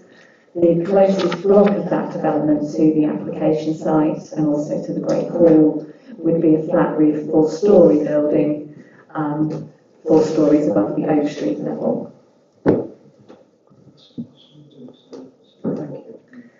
So the application proposes dwellings for co-housing, and co-housing is perhaps something new to members, and it's something new for Norwich. Co-housing is described as a form of intentional community in which people make a positive choice to live together in a neighbourly and mutually supportive way. This influences the way in which schemes are designed and is based on 5 key principles. The first one you can see on the screen there is that it's co-designed with residents. So this application has been made by an existing co-housing group which have 34 members. A large proportion of those have been involved within the design of the scheme and the processing of the application. The other principles include a blend of private and shared spaces, and you will see how this has influenced the design and the subsequent plans. The intention is to be inclusive and part of the wider community. The housing is designed for social interaction, and the whole site will be collectively managed by the residents. And those principles are illustrated on the plan there in a sort of typical illustration, but it also represents how those principles have been incorporated into this proposal here.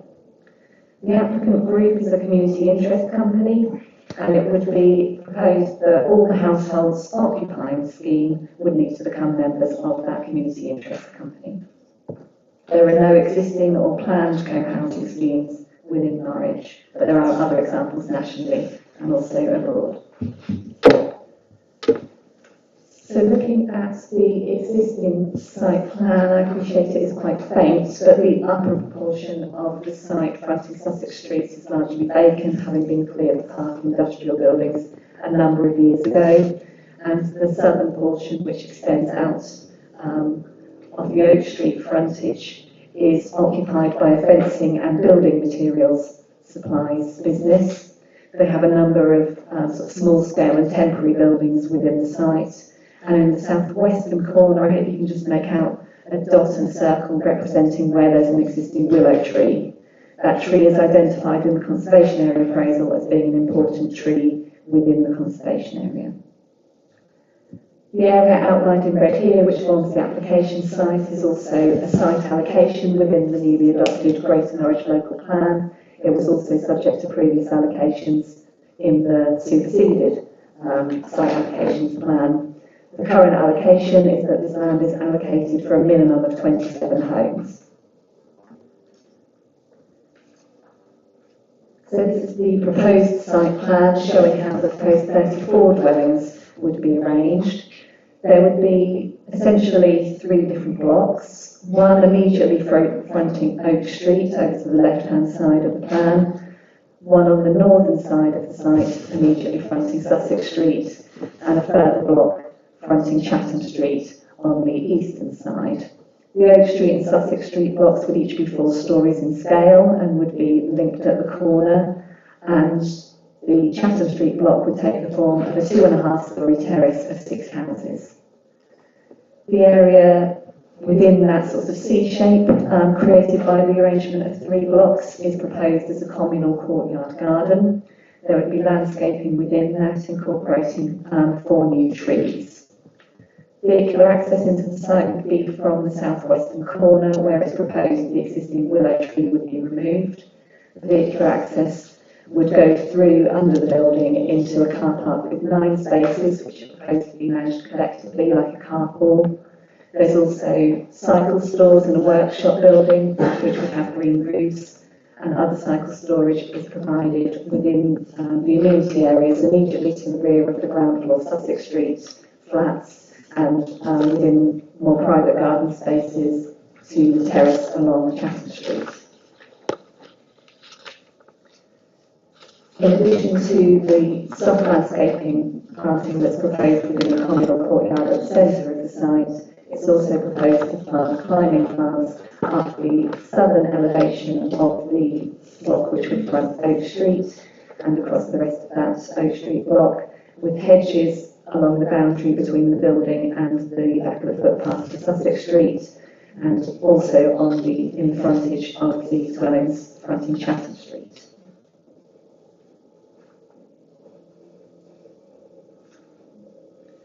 Moving on to the ground floor plan, one of the features of co-housing is that there is something called a common house, so an area internally within the building, in this case providing communal facilities that all occupiers of the development would have access to.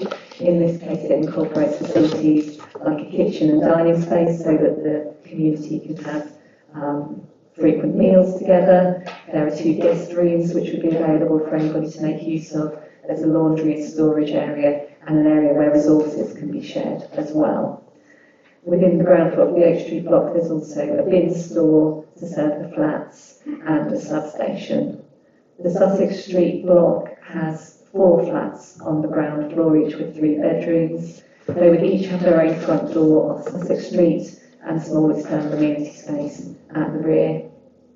And then the 3-bedroom dwellings within the terrace on Chatham Street would also have their own entrances and a small garden space at the rear, which would incorporate some cycle storage. On the plan here, if you look to the top right-hand corner of the site plan, you'll see that the rear of the block of terraces fronting Chatham Street is within approximately 5 metres of the side elevation of the 4-storey block fronting Sussex Street. There's quite a close relationship between those 2 buildings there.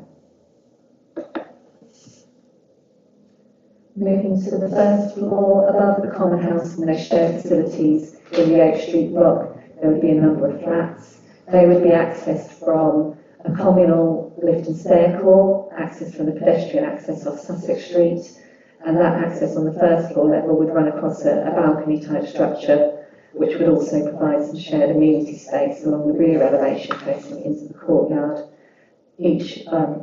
All but 2 of those flats on this elevation would also have a private balcony fronting Oak Street. In contrast, the Sussex Street block would have what we call a galleried access along the Sussex Street elevation, so sort of a covered corridor along the front of the building at first floor level, giving access into each front door to those flats, and then they would have a shared open balcony space along the rear elevation. Again, that's one of the features of co-housing, with the promotion of social interaction between the shared amenity spaces. You may also be able to make out on the plan here that at that point where there's the close relationship between the rear of the Chatham Street terraces and the side elevation of the Sussex Street block, there are windows within each building facing towards each other. Because of the north elevation of the Sussex Street block and the galleried access, which would be overhanging the windows on that north elevation, the light assessment which has been submitted identifies that some of those bedrooms would suffer from a lower level of light than is optimum, but overall, because of the dual aspect of those dwellings, there would be sufficient light across the whole of the dwelling. The second floor within the Oak Street and Sussex Street blocks has a very similar arrangement, and then on the second floor of the Chatham Street houses there would be a terrace at the rear, providing some additional amenity space to each unit. Then up on the third floor, you can see the blue rectangle there shows an area for solar PV panels on the Chatham Street terrace roof, and then there's a similar arrangement within the flats in both the Oak Street and Sussex Street blocks as on the second floor. And then on this roof plan of the whole development on the Oak Street and Sussex Street blocks, you've also got areas identified for solar panels. There would also be air source heat pumps proposed for those voltages of the two blocks, and they're supposed to be concealed within sort of chimney features and screens that you'll see on the following images. The scheme has been revised in response to some negotiations that we have had since it was first submitted, and these are the revised proposals to be determined. This is the elevation facing towards Oak Street, so you can see the 4-storey building. On the ground floor, looking at the right-hand side of the larger of the images there, you've got the gated vehicular access under the building into the car park area. Immediately left of that, you've got doors to the substation, and then the ground floor windows to the common house. On the corner of the building would be rounded to span around the junction between Oak Street and Sussex Street, and the darker feature you can see at that sort of bottom left-hand corner of the image would be made distinct in darker brick material, with features that would be reminiscent of a shopfront feature. And historic images show that historically, on both this and the opposite corner of the Sussex Street junction, there were shopfront buildings with rounded corners of approximately 2-storey. On the upper levels, you can see across the bulk of this drawing where the darker features are, they would be the balconies So those flats across the centre of the plan. At the upper level, at the top where you can see a darker section, that would be a brickwork detail differentiating the top of the building there, and chimney features above that would provide the screening to air source heat pumps on the roof. The image to the right-hand side of the slide shows the end elevation that would face southwards down Oak Street, and it's proposed to grow climbing plants up much of that. And you can just see the side elevation of the balconies that would provide access and amenity space to the roof. On the Sussex Street elevation, looking at this image from the right-hand side first, you can see that curved corner to the building and the shop front at ground floor level wrapping around. The shop front itself wouldn't be a shop front. The space internally would be part of the common house where there'd be a shared resource area internally, so the windows there would give you good glimpse views into that. On to the left of that part of the building, you've got a lighter section shown in the drawing, which is where the communal lift and stair core would be accessed, and that's the main pedestrian access into the building. And then across the rest of this elevation, at the upper levels, you can see where the gallery access would be to the first, second and third floors, with similar brickwork features and chimneys to the top of the building. At ground floor level, you can see each of the 4 flats would have their own doorway, which would have an arch feature above it. That has been designed in response to similar features along the existing characteristic terraces on Sussex Street. And then to the left-hand side of the image, you can see the end elevation of the terrace to Chatham Street. It's a 2.5-storey block with an asymmetric pitch over the majority of the dwelling, and then the flatter section you can see to the rear of that is where the second floor terrace would be. Looking at the front of the Chatham Street terrace, again you've got similar arched doorway features to each of the units, and there's space for some hedge planting to the front, and then there would be windows to the asymmetric roof pitch at the top level. Within the courtyard, this is the rear elevation of the Oak Street block. The proposal is to differentiate this with a lighter brickwork, and it would be less detailed than the road-facing elevation. It would be a similar treatment to the Sussex Street block. And this is the rear of the Chatham Street houses, where you've got that second floor terrace along the top, and then on the ground floor you've got doors out to the small garden spaces at the rear. Looking at it in section, the section on the left-hand side of the drawing is the Oak Street block. So on the far left-hand side, you've got the balcony spaces, the accommodation within, and on the right-hand side, you've got the shared access and amenities within the courtyard side of the building, and then solar panels and air source heat pumps on the roof of the building. The Sussex Street arrangement is similar, but on this block, you've got the gallery access on the right-hand side of the building, and the shared open balconies on the left-hand side. And the section of the Chatham Street block just makes it quite clear how that asymmetric roof pitch would work over the dwellings. And then these context sections show you how the scale of this development would sit relative to the surrounding buildings. So the top image that you've got there is a section through with Oak Street on the left-hand side of the screen. The outline of the building that you can see on that left-hand side is the Grade 2 listed Great Hall. So that's directly opposite the site. And on the right-hand side, you can see how the Chatham Street terrace at 2.5 stories would be taller than the existing 2-storey terrace on the opposite side of the road there. And in the section below, you can see a section through Sussex Street. So on the right-hand side, the left-hand side of the image, you've got the 3-storey flats immediately across Sussex Street. Then the gap that the road forms to the development, the 4-storey Sussex Street block, the lower Chatham Street houses behind, and then the existing houses on Chatham Street to the right-hand side. These images might give you a better idea of what the proposal would look like and how it would sit within the context. So this is the Oak Street elevation. The building that you can see on the far left-hand side of the image is the Mr. Plastic industrial commercial building. Then you've got the proposed four-storey Oak Street fronting block, which would wrap around and extend along Sussex Street. You can just make out the asymmetric roof pitch of the Chatham Street terrace sitting alongside that. And in the background, you can see a locally listed terrace of 19th century housing along Sussex Street. You can see the sort of grey of the slate-covered roofs in the background with red brick chimneys forming a feature above those along the road. You can also see on the proposed development here on both the Sussex Street and Oak Street blocks the features projecting above the main roof line, which are designed to echo that chimney form and provide screening for the air source heat pumps. Then this is looking straight on to the Sussex Street elevation. So again, you can see the scale of the Chatham Street terrace on the left-hand side of the image, with the end of the locally listed terrace on the opposite side of Chatham Street. Then the 4 stories of the Sussex Street block beyond that, and then wrapping around that rounded corner towards Oak Street.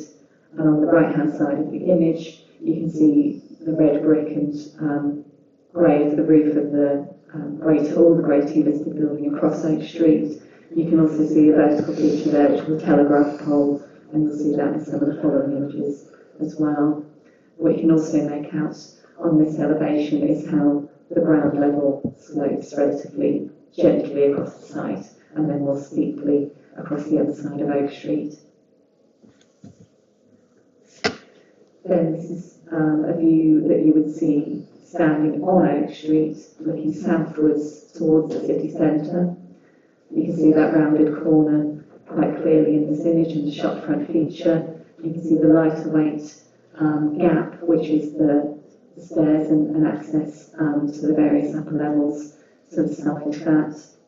On the right-hand side of the screen in the foreground, you can see sort of a red block with a grey block above it. That's the 4-storey flats which are currently under construction on the new site to the northwest of the application site.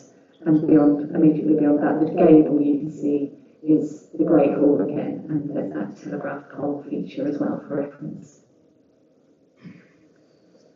Then looking at a close-up of the Sussex Street block, I think this gives you a better idea of how those galleried accesses would work to the first, second and third floors. So it would be a balustrade running along the face of the building and a covered corridor effectively to each of the front doors of the flats on those upper levels of this block.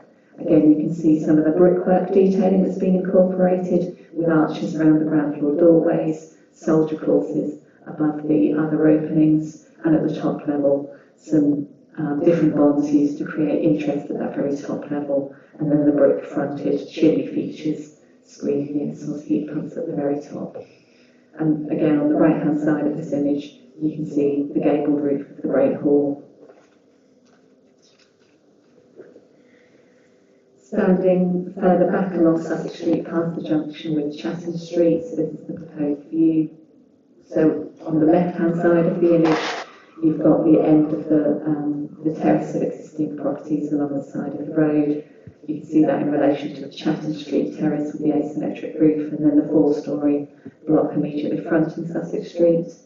In the background, beyond that on Oak Street, you can see the Great Hall again, and then looking at the right-hand side of the image, you can see 3-storey flats immediately across Sussex Street, which have partly protruding and partly recessed balconies on their south elevation facing towards the site. As I mentioned, the existing willow tree within the site is proposed to be removed. 4 new trees are incorporated within the landscape plans for the communal courtyard area, and additional soft landscaping is proposed around the site. But in addition to that, following negotiations with the council, the applicants have agreed to fund the planting and subsequent maintenance of 8 new trees, and they are shown on this plan, but unfortunately it's not going to be very clear to you. It's not the bright green circles, unfortunately. It's 2 small dots, which are where, if you can see, yes, so there's 2 there at Ebenezer Place. There's 5 further ones on the green space between Bakers Road and St Martin at Oakhall Lane. Thank you. So then looking at some photos of the site, we're standing at the southern end of Oak Street with our back to the inner ring road, looking up towards the site. On the right hand side of the image you can see there are some remaining 3-storey historic houses here. The rest of the area has been subject to clearance and intervening period, and much of the later development is of a lower scale and also lower quality. Moving in closer towards the site, on the right hand side of the image here you can see the willow tree, and that's immediately at the southwest corner of the site. So the fence that you can see next to that, running across the image, is the southern boundary of the application site. On the opposite side of the road you can see some single-storey commercial units, and then the red pan-tile roof and the gable of the Great Hall Grade 2 listed building. Beyond that, the scaffolding and crane that you can see are on the new development site of 40 dwellings, and that's where there would be a block which would rise to 4 storeys above the Oak Street level. They haven't started constructing that part yet. This is standing on Oak Street looking to the frontage of the part of the site which is still in use and is used for this fencing and building supplies business, and again you've got a clear view of the willow tree and the scale and quality of the commercial development beyond that in the background. And looking at the rest of the frontage of the site, this is a site that has been vacant for a number of years, and that's its current condition. In the background you can see some of the housing on the opposite side of Chatham Street, and you can also see Sussex Street running slightly uphill on the left hand side of the image, with some 3-storey buildings along the northern side of Sussex Street in the very background on the left hand side.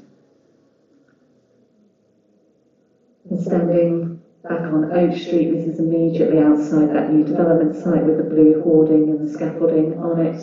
This is looking directly south down Oak Street, and you may just be able to make out the City Hall clock tower in the background. There's quite a good view of some of the landmark buildings from this aspect, and you can also see how the willow tree appears in the existing street scene here. The metal palisade fence and the signs on the left hand side of the image are to the Mr Plastic site immediately north of the application site. This is a view taken in October 2021 before the willow tree was pollarded, so you can see it in full leaf before any work was undertaken to that. And you can also see again the gable of the Great Hall opposite the site. Standing on Sussex Street now, just at the junction with Oak Street behind us, on the left-hand side of the screen, you can see the 3-storey flats immediately opposite the site, and how they have balconies to each of the flats on the south-facing elevation. You can see further flats and then housing on that north side of Sussex Street beyond, and the 2-storey terraces of housing on the south side of Sussex Street, and also extending around the corner onto Chatham Street. And then this is standing on Sussex Street looking down Chatham Street. You might not be able to make it out here, but you can see the castle in this view. On the left-hand side of the screen there are the 19th century terraces, and then on the right-hand side is the 20th century terraces, which are set further back from the road. And then this is standing on Chatham Street itself, looking back in the direction where the previous photo was taken. Here you can clearly see on Sussex Street you've got the gable end of the large Mr Plastic building, then you've got the 3-storey flats with their balconies immediately opposite the site, and to the terrace on the left-hand side of the image you can see some of the arched headers over doorways within this terrace and hedges within their front garden, which are characteristic of the historic development along Sussex Street. And moving back further eastwards along Sussex Street, looking in the direction of Oak Street, you can see that repeated feature of the arched headers over the doorways on the left-hand side of the screen on the terrace there, and also the quite prominent red brick chimneys each of the dwellings has. And in the background you can see the ground level sloping away down, and you can just make out the gable of the Great Hall in the distance. And then I mentioned that the proposal incorporates a rounded corner to the Oak Street and Sussex Street blocks and a shopfront feature. There are two existing buildings here at the far end of Sussex Street, at the junction with St Augustine Street. These buildings have been retained, and there were very similar buildings at the western end of the road historically. So these are one of the references that the design has looked to pick up on. And finally, this is the area of green space between Bakers Road and St Martin at Oakwall Lane, where some of that new tree planting is proposed. The two trees that are proposed within the green space to Ebenezer Place would be just seen from this aspect if you turned around to the right. And this area is also within the conservation area. So moving on to considering the proposal, within your updates report you will find that an additional representation is included there from the existing objector. The points raised in this have already largely been addressed within the existing report, so we won't go further into that. In terms of assessment of the proposal, redevelopment of the site for housing across which site allocation, and the proposal would achieve many of the aims of the allocation policy to restore historic building lines and groupings within it. The provision of 34 dwellings, which are predominantly flats, results in a higher density of development with less housing mix than the policies might seek to achieve. However, this is largely due to the scheme being designed to meet the particular needs of the co-housing group. The arrangement of access and amenity space, the proximity of buildings, and the high degree of communal facilities are also designed to achieve the level of social interaction which is particular to co-housing. These aspects of the proposal are not considered appropriate for general needs market housing, so it is considered necessary to only allow this proposal to be occupied and managed as co-housing. As well as meeting demand for this type of building, this type of housing, which is not met elsewhere in Norwich, it would also deliver a self-build and community-led development. Regrettably, the application has demonstrated that it would not be viable to provide affordable housing within it, but the applicants are keen to do so regardless. The scale of the buildings has been subject to objections and negotiations seeking to improve the relationship with the surroundings and reduce the harm to heritage assets. The revised scheme to be determined retains the large four-storey blocks and has improved their detailed design to positively respond to the domestic architecture along Sussex Street. Whilst the scale remains large, officers and consultees have come to the conclusion that this is not unacceptable for this site, which is in an area of mixed character at a time of transition. There is some harm to heritage assets, but this is excessively less than substantial, so it must be weighed against the public benefits of the scheme. Overlooking, overshadowing and dominance are also concerns resulting from the scale of the buildings. Assessments do show that there would be some loss of light to the closest neighbouring dwellings, but that the retained daylight and sunlight levels would be sufficient for an urban residential area like this. It is acknowledged that reducing scale or increasing the setback of buildings could reduce these impacts. However, much of the impact is a result of developing land which has largely been vacant for many years, and any scale of building here will inevitably have some issues. Taking account of the findings of the daylight and sunlight assessments and assessing the proposal against policy DM2 in return to the community, it is not considered that the impact on the individual neighbouring dwelling would be so harmful as to be unacceptable, and the level of impact must be taken into account in the overall planning balance. The loss of the willow tree has been another point of objection and negotiation. This is a good quality tree which makes a positive contribution to the street scene and is important to the character of the conservation area. Whilst there has been some difference of opinion on the quality and continued contribution it could make longer term, the applicants have looked at options to retain it within the scheme, but consider that these would unacceptably compromise the overall scheme and its deliverability. By way of compensation, the scheme includes new tree planting within the courtyard space and climbing plants rising green into the street elevations. Following further negotiations, the applicants have also agreed to a financial contribution to cover the cost of planting and maintaining 8 new trees within the council-owned green spaces that I've shown you. It is considered that the tree planting in these spaces would contribute to the character of the conservation area. On balance, having given this very careful consideration, it is agreed that the negotiation is adequate to accept for the loss of the willow tree. Mitigation of other adverse impacts can also be secured by condition. As a long-term vacant site with a housing application, this scheme is eligible for new neutrality and mitigation credits from the council's water efficiency retrofit scheme. Payment for these credits for the recreational access and mitigation strategy tariff and off-site green infrastructure enhancement shall need to be secured with the Section 106 agreement to ensure that any likely significant effects on protected habitat sites can be mitigated. That agreement should also ensure that the development is only occupied and managed collectively as co-housing, that an affordable housing viability review is undertaken if development is not pursued promptly, and should include payment for those new trees. The scale of this development and the impact on the local area have attracted objections and been the subject of careful consideration and negotiation by officers. The redevelopment of the site offers potential to make much better use of the land and to enhance the appearance of it. It is considered the proposal would achieve that and meet an unmet demand for co-housing in the city. The harm to heritage assets, loss of the willow tree, and reduction in amenities to neighbouring occupiers has been mitigated as far as possible, but does weigh against the scheme to some extent. However, the public benefits of regenerating the site and contributing self-built, community-led co-housing to local housing supply are considered to outweigh this harm. So the application is recommended for approval, subject to the conditions listed and Section 106 agreement set out in the report. Thank you. We have got a couple of speakers, or 3 speakers, and the first one is Sam Collins.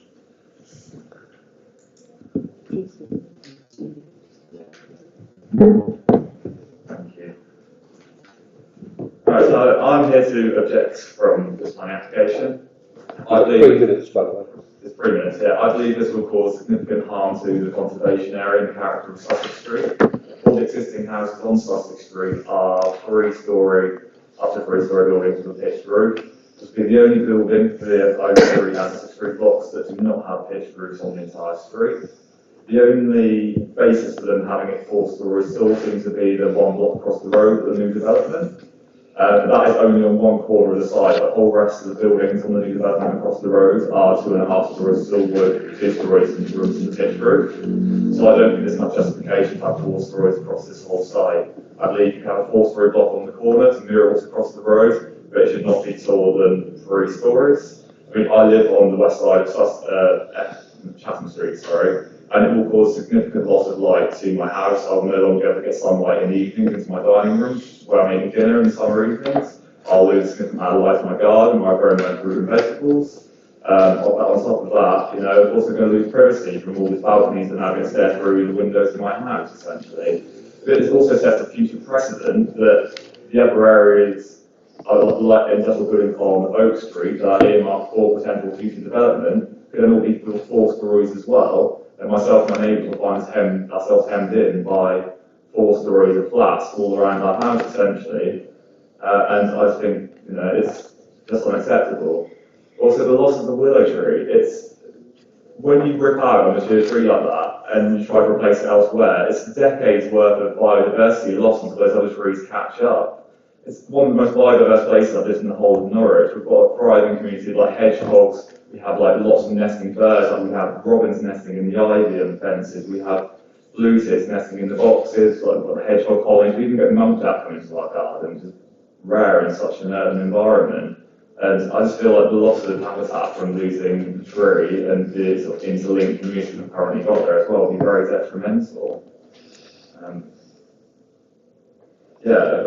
Particularly affecting me, there's a loss of light there. I mean, it's going to be significant from the 4-story massing of the building, so I can't really get my head around how that's going to be acceptable for the whole, both the Oak Street and Sussex Street blocks.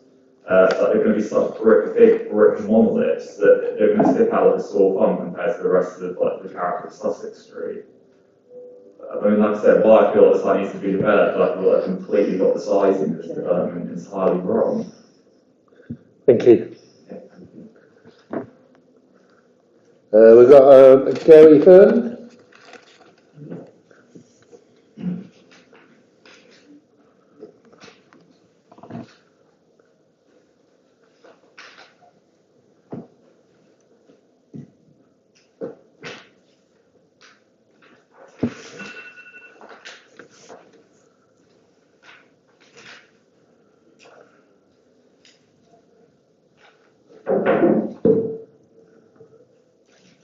And you have 3 minutes as well, thank you. Sorry? 3 minutes. 3 minutes, yes. Obviously, all my comments would be first of all, if I could just say, you have to excuse any confusion or anything as I'm actually been not actually diagnosed, but it's well known that I'm entering a stage of dementia. So, I live at 43 Sussex Street, which is adjacent to the proposed planned development.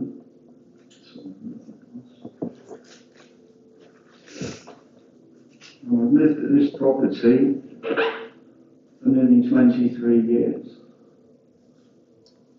Since last summer, when bulldozers were seen finishing the clearing process, this to me signified the start of the building process, basically.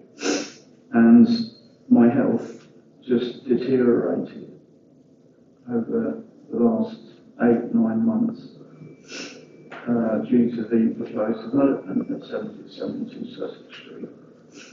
With 2.5 and 4-storey buildings intended, this would severely impact my right to light and sunlight. The height of the buildings mean I would no longer have the privacy I now enjoy.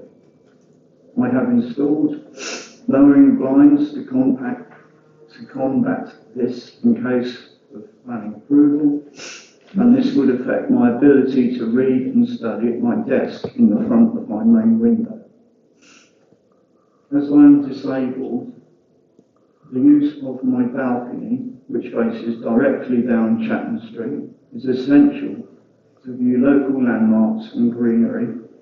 75% of this would no longer be able to be viewed.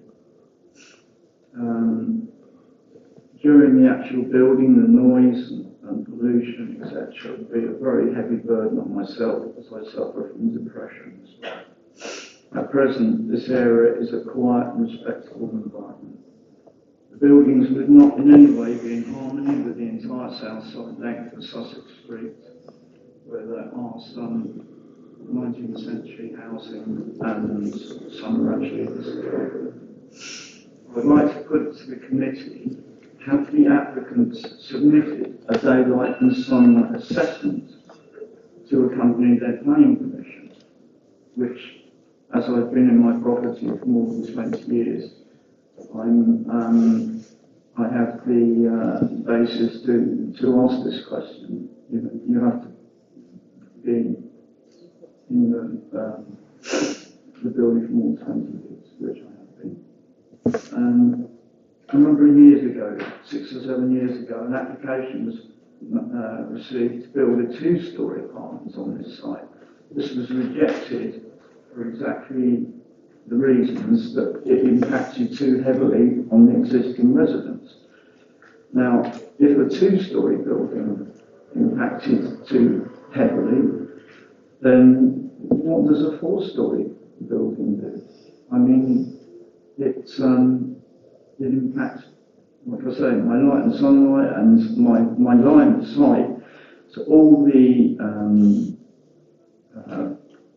places of interest and also greenery, which is because I spend literally 90 to 98% of my time inside my flat. It is very difficult to get outside due to my health conditions. The sitting on the balcony and being able to view these things which would then disappear affects me greatly, and basically the bottom line is these intended buildings would impact heavily on my quality of life. Thank you, Mr. Thank you. We have one more, and it's Paul Clark.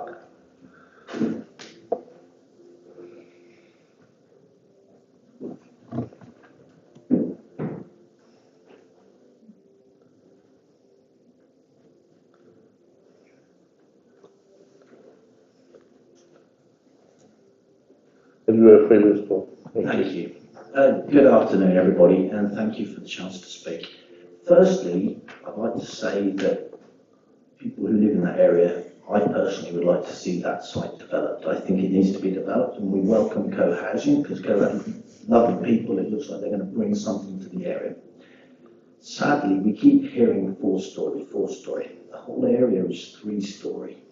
I'm the owner of the Great Hall and the motorcycle shop on Oak Street, which is going to be dwarfed by this 4-storey building. I'm told that I'm going to lose light at the motorcycle shop, but it won't affect the Great Hall. The Great Hall has only 2 very small windows that face east, and it will miss the beautiful morning light that pierces through into the hall. It pierces through those 2 windows into the main chamber of the hall. I would really like to see a 3-storey development there, not a 4-storey, but I do accept that this site needs to be developed because it needs to be developed. The 4-storey site, which is being built to the north of the Great Hall, is much lower. We're several metres lower as you get to the river. So the site there is built at 4-storey, but they've been forced to build into the dormers into the roof. So they've put basically a 3-storey property and put dormers into their roof, and they've got pitched roofs, not flat roofs. Flat roofs don't, it's not recognised in Oak Street. Everything on Oak Street is these beautiful, tall, pitched roofs. And I think it was visible in your film earlier. I could speak on, but I don't think I need to say more than I'd like to see it developed, but I would really like to see maximum 3-storey and a pitched roof.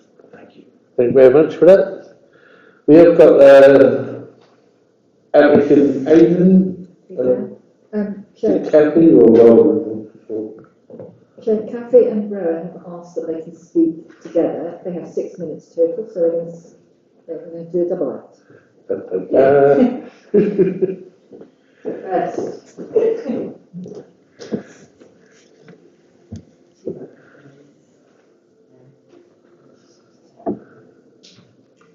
Okay, you have 6 minutes between you. Thank you. Thank you very much for the opportunity to speak.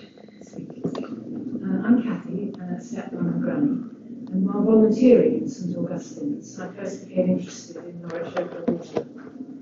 Hi, I'm Rowan. I'm the father of 2 children. We live locally and my partner grew up in Norwich. Co-housing is a tried and tested way of living that shares resources and fosters a strong community. Angel Yard offers sustainable and reasonably sized private homes alongside generous shared facilities. My family and other residents would enjoy a large communal garden where children can play, a shared house where neighbours could cook and eat together, a workshop for household repairs, and shared guest bedrooms for family visits. We would socialise with more people and use less stuff. Our proposal embraces the excitingly complex challenge of transforming a central brownfield site into 34 high-quality sustainable homes. The development is led by future residents who've invested time and savings to make this application possible. Set up as a community interest company, we would reinvest any profits to benefit the community. We've wrestled with how to include more affordable homes, but budget and finding the right partner association has prevented it. Despite this, we are pleased that 2 affordable flats are available for people with disabilities who could move towards independent living within our supportive environment. Angel Yard would give me and my husband an opportunity to live with people that are a mix of ages, who embrace diversity and collectively want to live in a way that protects our planet's health while supporting the local community and the local neighbourhood. We have worked hard with our architects to sensitively design the buildings. They would be lowest next to our closest neighbouring houses on Chatham Street. They would be beautiful brick buildings that are distinctly modern, but with proportions and details that reference the historic houses on Sussex Street and let the medieval Great Hall stand out. This development would improve the conservation area and encourage more high-quality architecture. Unfortunately, any development affects the light reaching our neighbours. The design considers this and ensures the daylight and sunlight levels are appropriate for a site like this in a city centre location. Designed to be at the forefront of sustainable construction and cheap to run, our homes would have lots of insulation, use very efficient all-electric heating, which would be partly powered by our own solar panels, and for this equipment we'd need flat roofs. Members have decided to share just 5 pool cars, preferring to cycle or walk wherever possible. There would be no on-street parking. We've agonised about removing the willow tree on Oak Street, but we would invest in planting many more trees locally and in our communal garden. Overall, biodiversity would increase. Angel Yard could be the first co-housing scheme in Norfolk. It is an incredible opportunity for Norwich to demonstrate a progressive and aspirational approach to housing provision. It would be something that the city could be proud of. Thanks for your time. Thank you. Did you want to come back? We're on the points, especially on light pollution. Yeah, so there were lots of comments there about the loss of light. The application has been supported by a daylight and sunlight assessment looking at the impact on neighbouring dwellings, and that's addressed at paragraph 266 onwards in your report. It looks at all the surrounding neighbouring dwellings and their gardens and considers the loss of daylight and sunlight to them. It identifies that the most significantly affected would be the flats immediately to the north across Sussex Street. They currently enjoy that completely open aspect to the south, where the site's vacant at the moment. They have both windows and balconies facing towards the site, and the most significantly affected of their openings would be the windows which are recessed into the balconies. However, although it recognises that there would be a reduction in the daylight they would receive, and it would be marginally below the target level, the consultants who prepared that report are of the view that that's still acceptable for a site within an urban area like this, and that the impact on the skyline would be minimal and the retained sunlight levels would still be very good, and they're the worst affected of the neighbouring dwellings in terms of the impact to the gardens. The closest gardens to be affected have been assessed, and they comply with the guidance in terms of still receiving an adequate amount of sunlight to enjoy a good standard of amenity there. The Great Hall was also specifically mentioned. I have visited that myself. Within the room that has the windows facing eastwards, they are smaller windows than those on the north elevation, so it's a triple aspect room actually that enjoys light from various sides throughout the day. The assessment on that was submitted that the impact would be minimal, and as I say, having visited it myself, I can see that there would still be ample light from the other windows, which are much larger to the rest of that room. So in terms of loss of light, as set out in the report, it's acknowledged that there is an impact. The site's largely vacant, so going from a ground level upwards, it is considered that there would be some impact at any scale of development. Reference was made to a scheme that was refused in the past due to the impact from additional height on the site to the light of neighbouring dwellings. And looked at that, the loss of light and impact on amenity to neighbours wasn't the reason for refusal of that, and it was a scheme of 2, 3 and 4 stories. The reasons related to design, and there was a subsequent application. The refusal was in 2008 and 2009. There was a subsequent approval for a similar scale of development, but it addressed the other reasons for refusal. So I think that covers off that point. There were also comments about the 4-storey scale and the flat roof of the buildings. I think the final speakers there addressed that to some extent. The scale, and particularly that top floor, has really been the focus of the negotiations that we've had with the applicants and their architects. There's also been input from Historic England and the Norwich Society into the negotiations that have informed the revisions that were submitted. The revisions retain it at 4 storeys and the retained flat roof. it would have been one solution to reduce the annual but the applicants to pursue design revisions that alter the detail design and slightly alter the construction level and how that's appears. Whilst it still is retained at political areas in that roof, it is considered that overall there would be good design quality and design detailing picks up on the positive characteristic features of the area. There is considered to be harm to heritage assets, so that's the conservation area, the Great Hall, and the locally listed and statutory listed buildings further from the site.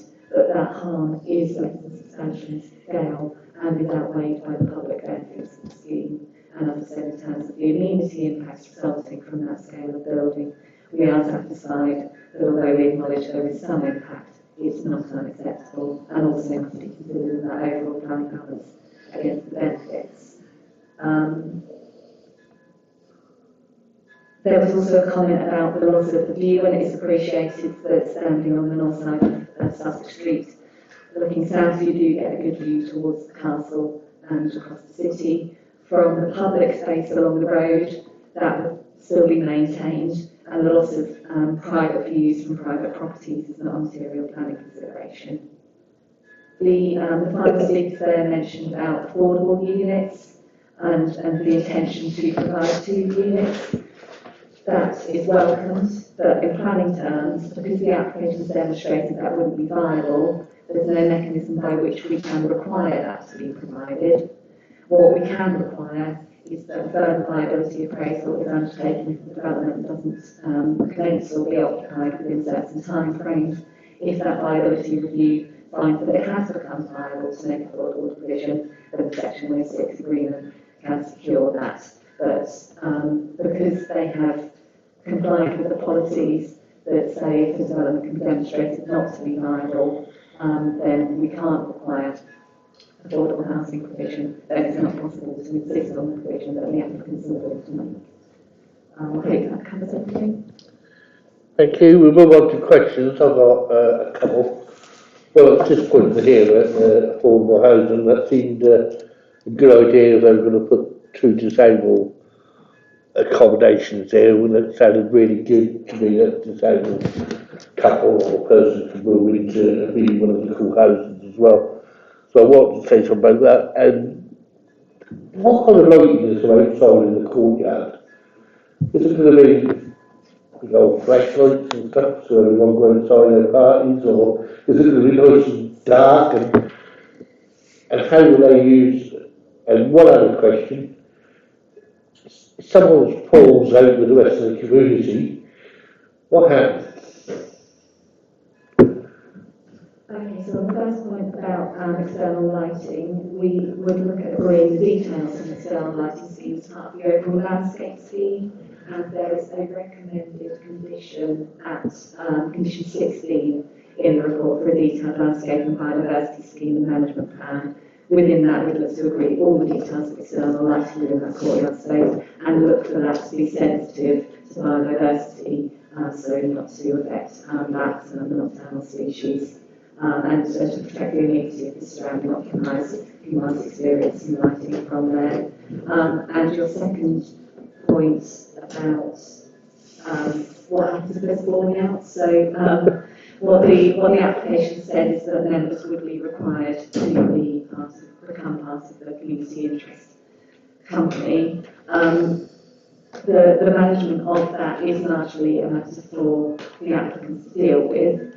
From a planning point of view, by allowing this as co-housing, what we're looking to secure is that occupants would be aware of the amount of social interaction and shared facilities that the development would provide them, and that is distinctive to other forms of housing, so they would need to be opting into that. And also we would be requiring that it's managed collectively. How that group makes decisions on anything like that is less of a planning matter. The key thing is that, as I say, those future occupants are aware of what they would be what would be expected of them, and that they would be committing to that communal management. So what rights do they get? We would look at the precise wording to go into section 106 to make sure that we cover what's necessary to make it acceptable in planning terms. The provisions for community-led development from the the National Planning Policy Framework, which are at paragraph 160 of your report, they set out sort of the overriding principles for what's considered to be community-led development. And I think they set out some quite clear principles, so that it's that the development must be instigated and taken forward by a not-for-profit organisation set up and run primarily for the purpose of meeting housing needs of its members, and that the organisation is created, managed and democratically controlled by its members. So they're the sorts of principles that from a planning point of view we would be concerned with. Thank you. Mr. Questions, Councillor Haynes? Yeah, question on the tree element of it. It says a couple of times that we don't think that the mitigation for losing the willow tree from the other planting is acceptable mitigation. It would not mitigate the loss in terms of value. But we're sort of saying it's acceptable. It doesn't. Is that correct? It doesn't fully mitigate the loss of that tree, but that we've made some. So if that's the case, is there more effort that could be made to mitigate the loss of that tree?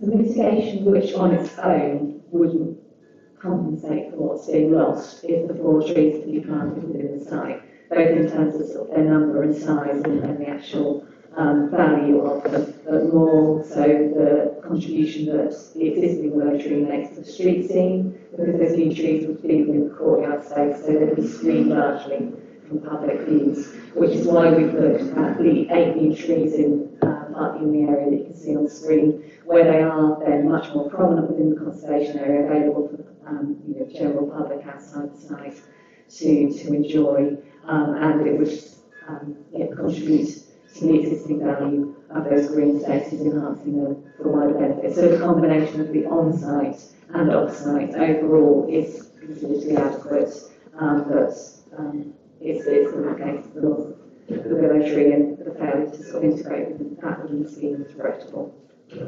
Councillor Sue Sands first, and then Mo Sands afterwards. Could I have the drawing of the finished work back up again from your side? Of the which one? The drawing of the design of the flats.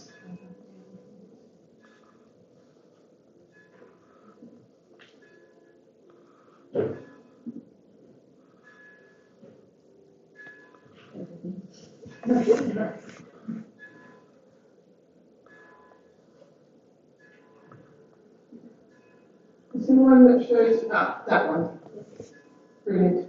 I have some concerns about the street scene because those flats to me are reminiscent of London Council estate flats with their balconies and their 4-storey high flat roofs, which I feel doesn't fit in with what's currently along that road. And am I correct in assuming that this is a gated private community, that it's not going to be open to general public, but only to the people who live in there?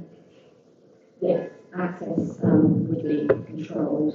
Those gallery accesses are something which was subject to quite a lot of debate and negotiation about whether that's something which is appropriate here. As I say, it is something reminiscent of past buildings, which has different degrees of success. I think problems in terms of sort of unauthorised access and antisocial behaviour that other spaces might attract can be managed on this development because of the way access would be controlled, and also things like unwanted storage and collection of debris and things in those spaces. We think in the case of this being a co-housing development, the way it would be collectively managed and the principles of having sort of collective responsibility as a community for the development, we think that would help overcome it in this respect. So, having given quite a lot of thought to whether that is appropriate here and how else access could be provided, we've come to the conclusion that it's not unacceptable.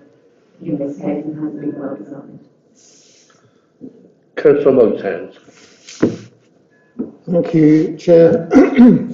Had the four-storey element been proposed, being designed as a three-storey with a pitched roof, would there have been any appreciable difference in the overall height of the building? There could well have been, yes, because of the depth of the building. So putting, if the pitch was to be sort of off the, if the roof was to be of a pitch that was reflective of the relatively steep pitches in the surrounding area over a three-storey building, it may well be that the overall ridge height of that was similar, if not higher, than the flat roof over 4 storeys. Councillor Kate Oppenheimer. Thank you, Chair. Just wondering why the vesting again as a new policy is covered in here, or common for it. I'm not sorry, I know we've spoken about the trees, but is that under that heading as well? So, as of February, major applications of this scale, there is a statutory requirement for 10% biodiversity net gain. That only applies to applications submitted from that date in February. So it doesn't apply to this, and we can't apply it. The new Greater Norwich Local Plan includes a policy which looks at achieving 10% biodiversity net gain as well. But the government's planning practice guidance on biodiversity net gain makes it clear that it's not possible to require a higher standard than or not to apply the 10% where there isn't a statutory requirement for it. So in this case, we have to look at more general policies, both within the local plan and in the national planning policy framework, that look for an unquantified level of net gain, and that can be achieved in this case. Okay, we'll move on to discussion now, but before that, I'll move the recommendation, which is to approve. Have I got a seconder for that? Thank you. Councillor Oliver, you want to come in on discussion? Yeah, it was a question. Actually. Oh, question. We can carry on with the question, but we discussion a bit now as well. Yeah, if it isn't relevant, then please just forgot just the governance, like with the CIC being a freeholder and everybody owns their leasehold. Anyone got a discussion? Councillor Loving. We're on to yeah, discussion.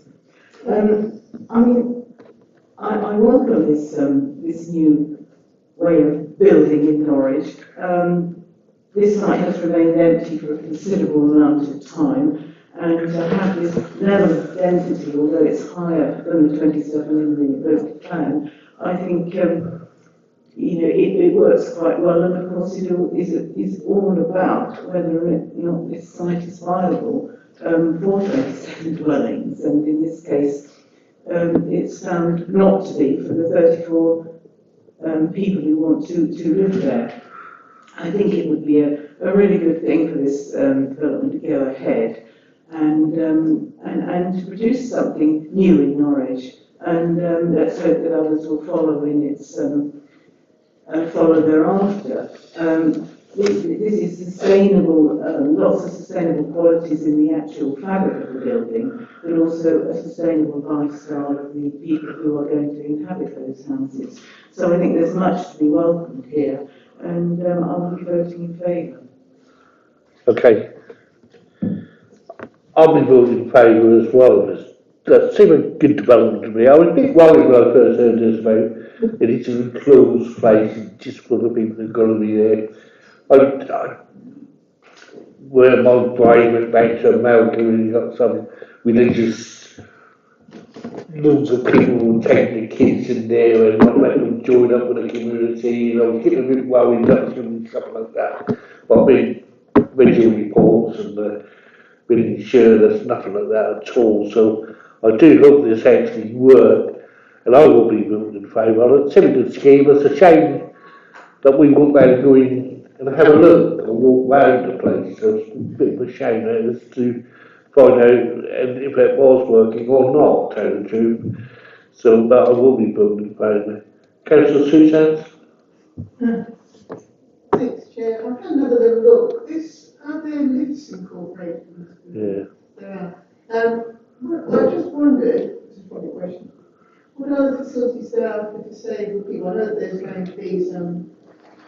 housing. There's a policy requirement that at least 20% of dwellings are adaptable and accessible. So there are adaptable units within it? Councillor Oliver? Yeah, nevertheless, no co-housing arrangement, but some visitors and family members living in co-housing, completely unrelated to this, but some schemes in London and some when things work out, I think it's fantastic. And in a way, it's surprising we haven't been like this before in Norwich, and it's just a solution to so many different issues, but also a positive new way of living. But what I would like to say though, with regard to neighbours' concerns, just the construction management plan, that would be discussed with neighbours with concerns whether any kind of worries alleviated as much as possible. The intention of the construction management plan would be to make sure that impacts on neighbouring occupiers are avoided and minimised. It's also quite common within their agreements to have arrangements for points of contact within the construction for neighbours to direct any concerns or complaints to. Councillor Peake? When I first looked at this application, I was a bit wary having tax rules and being that high. But I understand they can have solar panels, heat pumping, be quite energy efficient, and with disabled facilities in there. I changed my mind and I wouldn't vote for it. Okay, looks like we've gone through. I'll move the recommendation. The recommendation is to approve. All those in favour, please show. Chair, it's a recorded vote. So please put your hands up so I'll call your names. So it's Councillor Driver voting in favour, Councillors Mike Sands, Councillor Haynes, Councillor Lubbock, Councillor Oliver, and Councillor Peake. Those against? Councillor Sue Sands against. That's been approved then. Thank you. Go find out. Send you a text if you want. Could you stop me? You're not great, but can you go back to the Do you want to break completely? Committee? Do you want to break committee? For lunch? Well, we've got people for Hill House, and we've got people for End Church.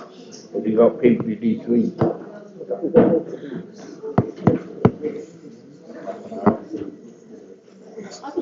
eat.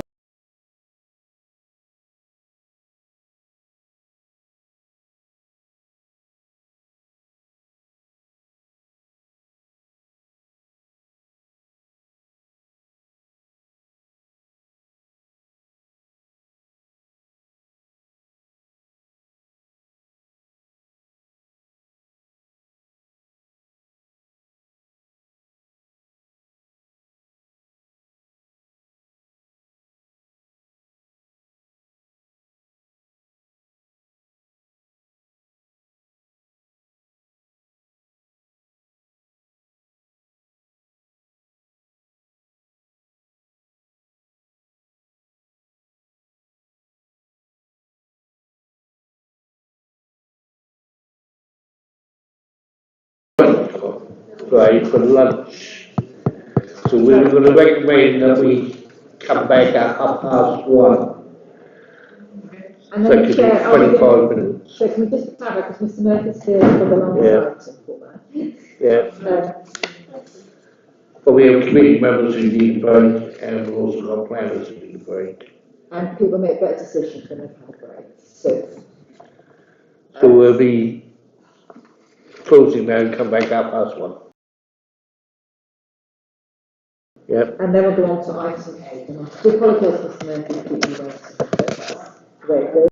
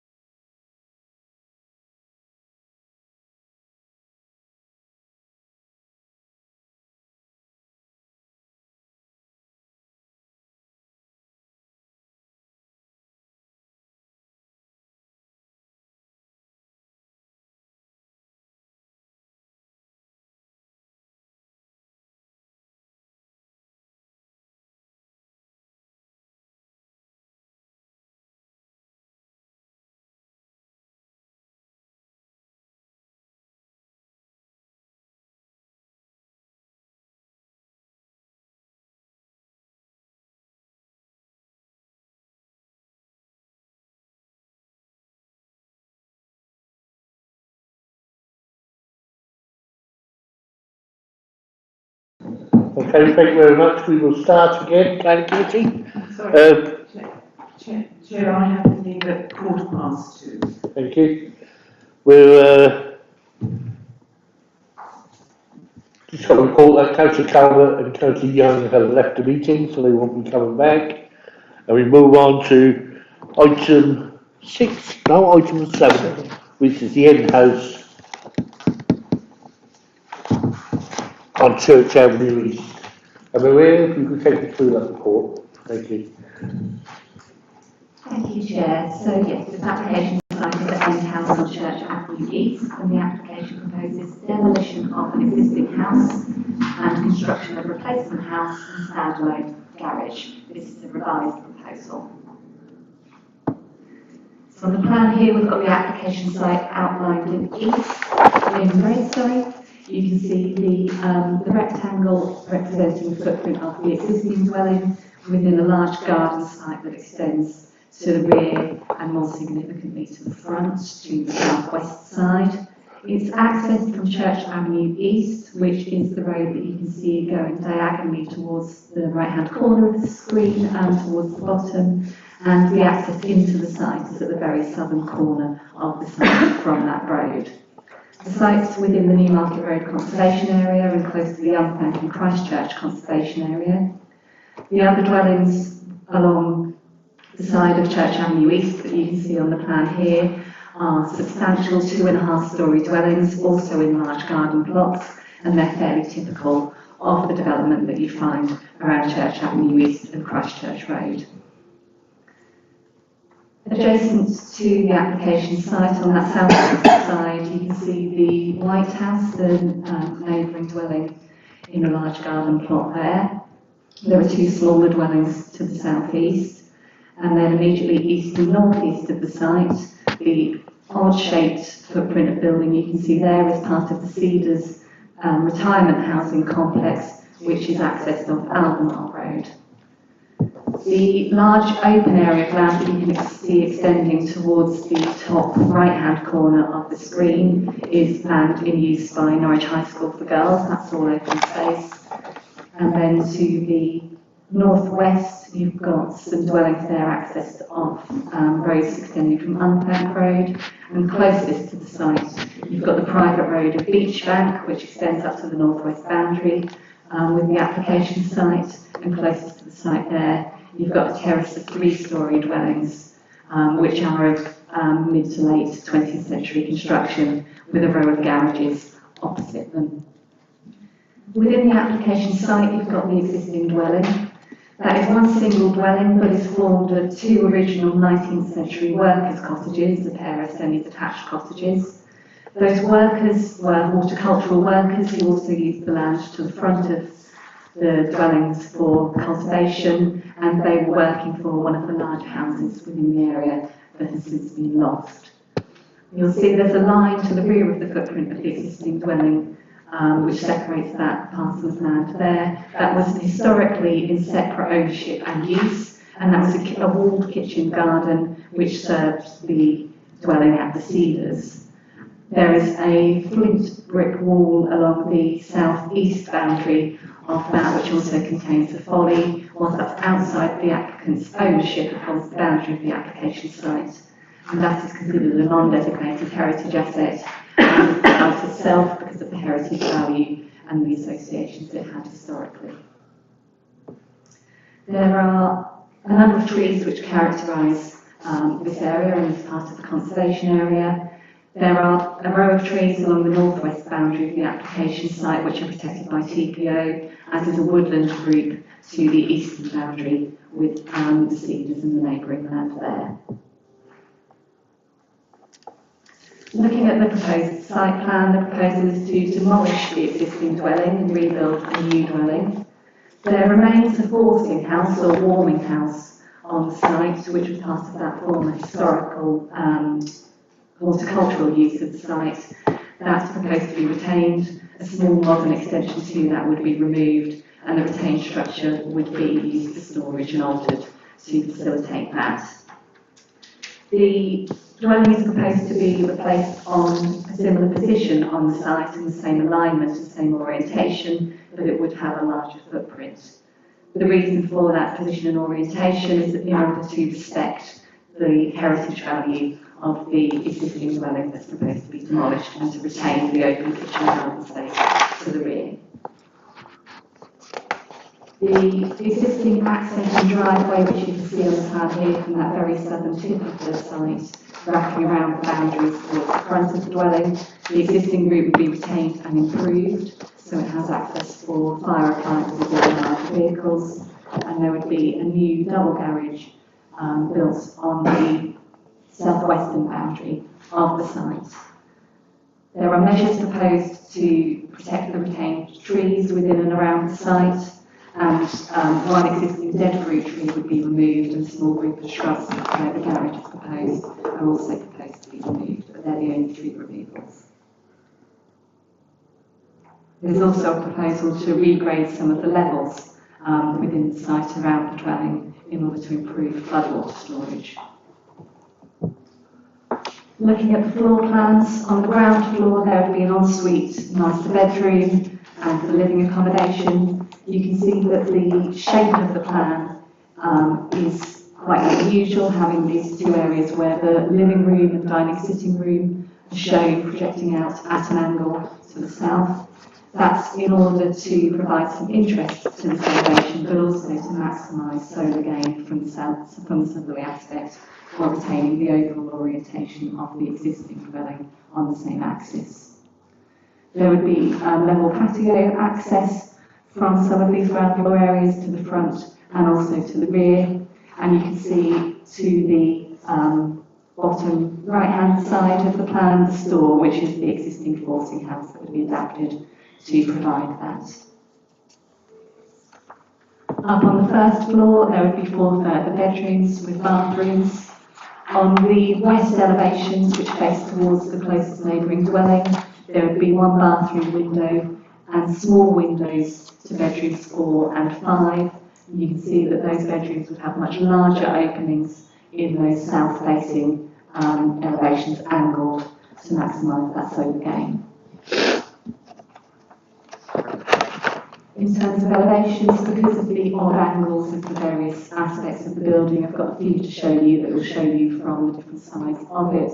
So at the top here we've got the front elevation, looking at it straight on, where those 2 gables would project out towards the south at an angle. The walls and roof would be wrapped around with a metal cladding, but the gables facing towards the front and each end would be rendered, and then the lower section that you can see towards the right hand side of the image that would then connect down to the lower forcing house section, that would be constructed of flint. Looking at it directly from the south, here you can see those 2 gables to the front projecting directly in front of you, and the rest of the body of the dwelling orientated away at an angle. Again, you can see the light coloured render to those main gables with the louver to the very top of the gable triangles and the flint to the lower section to the side. And the bottom image shows you the rear of the dwelling, where again you'd have the metal cladding wrapping up over the walls and around to the roof with various openings across that rear elevation. Looking at that, if I just go back to the previous image, you can see on the bottom image, is perhaps the better one to look at, you'll see on the left-hand side of the image a note for the original ridge height. You can see that dashed across the plan. So you can see that the ridge of the proposed dwelling would be 2.3 metres higher than the existing 2-storey dwelling. Part of that increase in height is due to an increase in the floor level because the existing is quite low and at risk of surface water flooding. It's also due to an increase in the ceiling heights to meet modern standards rather than the 19th century heights they were built at, and the provision of a relatively steeply pitched roof over the dwelling. On the left or towards the right hand side of the image, you might just be able to make out where it says outline of adjacent property beach bank. That's a dashed line which is approximately 0.7 metres above the ridge of the proposed. That's the height of the 3-storey dwellings at the neighbouring site of beach bank. on this rear elevation, again, just looking at it from another angle, on the top you can see again how the end gable would be rendered with the metal cladding wrapping around that gable edge and around the rest of the building. And on the bottom image, towards the right-hand corner at ground level, an air source heat pump has been noted. That's an approximate position, and the full details of that are proposed to be agreed by condition. This is the proposed garage building that would be against the southwest boundary. It would be constructed in red brick with a large garage door opening and a metal clad roof to match the main dwelling. Solar panels are proposed across the rear roof of that, and within the garage itself there will be electric vehicle charging points and the panel storage for those solar panels. Then looking at it in sections, you can see that due to the roof pitch and size of it, there's attic storage space created there. Some of the representations we've had have made comments on that and whether that's may be proposed for any accommodation. It is not, and it's the increase in height compared to the existing, which again is the original ridge height is noted on these drawings. As I say, that's due to the increase in floor height, the increase in ceiling height, and then putting a reasonable pitch over the roof. These drawings, I hope you're able to interpret. They're a shadow assessment looking at the impact that a proposal might have on the evening light from the west towards the cedars or cedar house as it's described on these plans. They show it at the proposed effect on the summer solstice, the spring equinox, and also the winter solstice. The clearest plans to look at are the two at the centre of the plan, which show it with the existing trees removed. And effectively what they show is that even if the existing trees weren't there, there would be no significant overshadowing, and that it is those existing trees, which are not within the applicant's ownership, are what, as at present, at the start of the development, would provide any overshadowing or shading to that neighbouring property at the Cedars. The application has also been accompanied by a daylight and sunlight assessment of the impact on the dwellings at Beach Bank. I haven't got any images to show you from that, but it does conclude there'd be no unacceptable impacts on daylight and sunlight in that direction. Moving round to look at photos of the site, this is standing on Church Avenue East, looking towards the application site. If you can see where there's a white post and a green wheelie bin in the distance, the entrance into the site is on the left-hand side of those. And in the foreground, you can see the white painted brickwork of the White House. That's a 2.5-storey dwelling, which sits in a substantial garden plot. You can see there are a number of trees along the boundary. From this position, you can barely make out the existing dwelling within the application site that's in the background through the trees. You might just be able to see the chimneys. Then, standing at the entrance into the site, looking across the garden, you can see the existing dwelling and the size of garden that it sits within and the amount of trees and vegetation around the boundary. Towards the left-hand side of the image, you can just make out through the trees the neighbouring dwellings at Beach Bank. Moving round closer in, this is the existing dwelling. From the two bays at the front there, you can see how this was originally a pair of semi-detached cottages that has been created into one and then extended to each end. Just out of the image, towards the right-hand side, the red brick wall that you can see there then extends across to the forcing house, which is proposed to be retained. Unfortunately, I haven't got a clear photo of that in the presentation. Moving round to the garden space at the rear, this is the former kitchen garden that was associated with the Cedars, looking back across the rear elevation of the existing dwelling where you've got the painted brickwork to the original building, the two brick chimneys above, and then the extensions at either end. And in the background again towards the right-hand side of the dwelling, you can see the 3-storey dwellings with windows at Beach Bank. Just above the right-hand side of the two brick chimneys, you can see there is the outline of an ash tree which is on the boundary between the two properties outside the application site. And then turning around and looking across, here you can see the full extent of that former kitchen garden and how it's retained some of that character as a walled garden. And looking in the opposite direction, this is the flint wall and folly that forms the boundary to the Cedars. You can just see the moss-covered roof of the Cedars retirement housing in the background beyond that.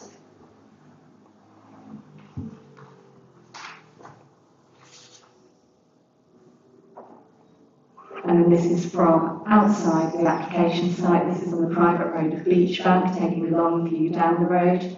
Beyond the garages on the left-hand side, you can see the gable end of the existing dwelling, and along the right-hand side, you can see the terrace of three-storey properties, which have parking and carports at ground floor level, accommodation above with windows that all have at least a glimpsed view or a oblique angled view of the application site. Moving in a bit closer, here you can see the ash tree within the hedge on the boundary between Beachbank and the application site, and a closer view of what you can see at the moment. As you see, this photo was taken when there were very few leaves on the trees.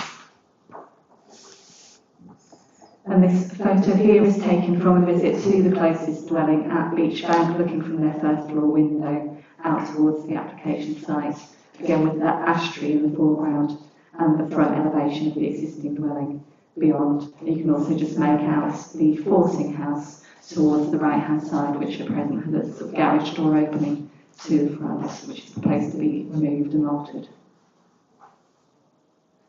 And this is an image which one of the neighbours has submitted. This red line on the drawing shows an outline of what they estimated to be the scale of the proposed new dwelling. And again, they've indicated what they consider the ridge height to be in this view. In response to the submission of these images, the architect has produced these. At the top you've got the existing view, below you've got the proposed view. So on that bottom view beyond the garages you can see the light coloured render of the gable end, and then you can see the vertical stripes across the proposed metal cladding to the side elevation of one of those southerly angled projecting gables, which is sort of directed away from the shared boundary here. This image has been taken from a scaled 3D model of the proposal, and you'll see that when you look at that compared to the previous image, there isn't considered to be a significant difference in what is estimated to be the height and mass of the proposal. In terms of assessment of the proposal, there's no objection in principle to the replacement of an existing dwelling. The proposal respects the heritage value of the site by maintaining the same position and orientation on the site, retaining the forcing house and keeping the former kitchen garden as an open garden space. However, the larger scale has attracted objections concerned about overbearing and dominant effects, loss of light and loss of views. Assessments have been submitted demonstrating that there would be no significant or unacceptable loss of light or overshadowing to neighbouring dwellings, and it's not considered there would be any direct or harmful overlooking or loss of outlook. The larger scale and different materials of a replacement dwelling would make it more prominent in the main view from outside the site at Beachbank. It is acknowledged that the view would change for the users of the private road and occupiers of the dwellings. However, it is not considered that there would be any unacceptable over-dominant or overbearing impact. Overall, it is not considered that any neighbours would experience unacceptable impact on their amenity, and the character of the adjacent Unthank and Christchurch conservation area would not be unacceptably harmed. In the context of the large garden plot and substantial dwellings that characterise the Newmarket Road conservation area, the footprint and height of the dwelling are not inappropriate. The detailed design of materials take a contemporary approach to a traditional form and are considered to respect the character of the conservation area and to be of architectural merit. Therefore, it's acknowledged that the replacement dwelling would be larger and more impactful than the existing.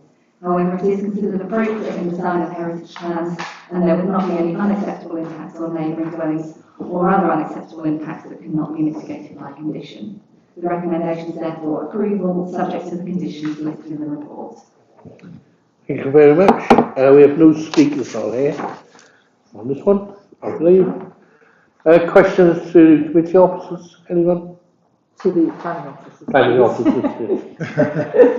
You're my answer. Councillor Sands, Sue. Just looking at those photos there, so you've got the top one, you've got the old buildings, and the bottom one, you've got the new building with the, is it metal cladding, did you say? Yeah, okay.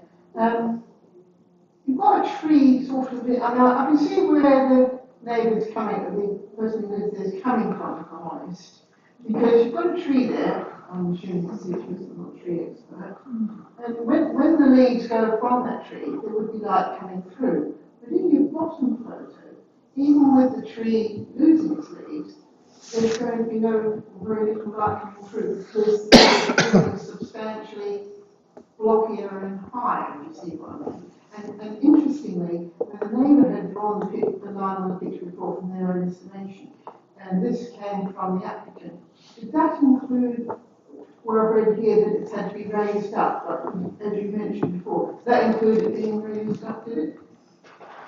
Yes, yeah, the image that's been produced here does accurately provide a representation of what's proposed. So yes, that is taken from the height shown. So taking into consideration that even with the deciduous tree in the bottom photo, that they don't consider that's loss of light. I mean, there's a bigger gap, if you like, behind the tree in the top photo, more light able to come through, but not from the bottom one. So that's not a problem. The windows on the windows that you can see on that front elevation. Current one, yeah. So on the right hand side of the photo, if I just go back to the plan, bear with me.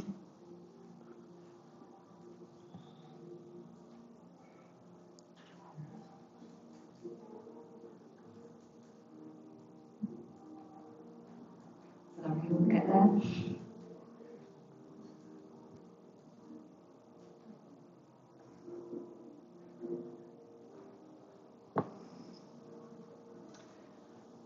Those windows here, so they're facing in a northeasterly direction, and the closest walls of the new dwelling would be here. So in terms of the sun moving round through the day, the distances and angles are such that the assessment which has been submitted shows that there wouldn't be any unacceptable loss of light from that direction. Sorry. So that line that you've got drawn across there, I'm assuming is at the side of where the flats are. That's not the wall of the dwelling? No, that's the boundary. So that's the boundary of the land, is it? So the wall of the new dwelling goes from there to there. That's the gable end, and then this angled wall comes out to this side. So that's the one that you can see with the metal cladding in the image, and this is the rendered gable end there. Okay. And the view is in this direction with the tree here. Okay, thank you very much.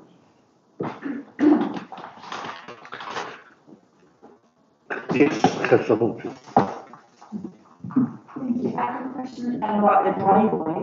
I think the application, the document says that the driveway will be enlarged and the access will be larger. Because I'm just wondering why that is considered necessary, that wasn't there before. And then I was just wondering whether you could say a bit more about the garage and how that fits in, because it's not much discussed in documents. And at point 92 says the garage would like parking for at least one car and cycles. And I just wonder whether there was a maximum number of cars that would fit into that. That's a great one. So the improvement to the driveway is really to the corners on it, to enlarge the radius of those, so that a fire appliance could manoeuvre around those, being the largest vehicle that would likely need to access the site.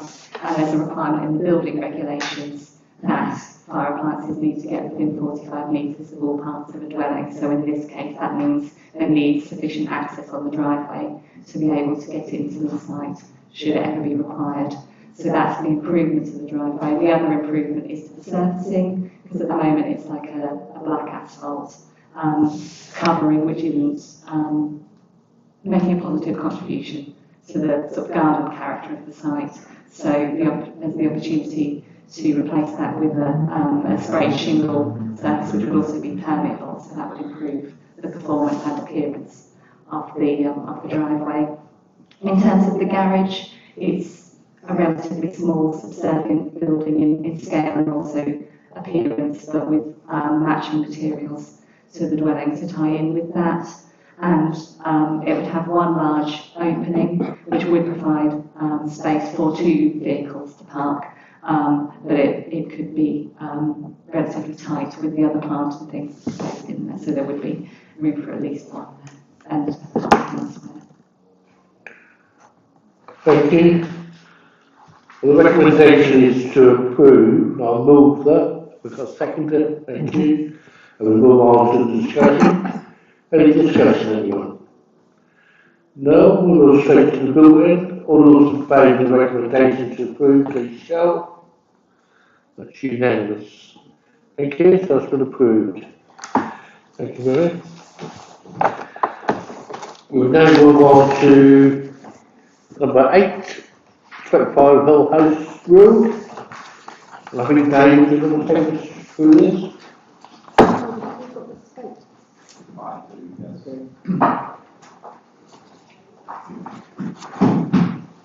Thank you, Jude.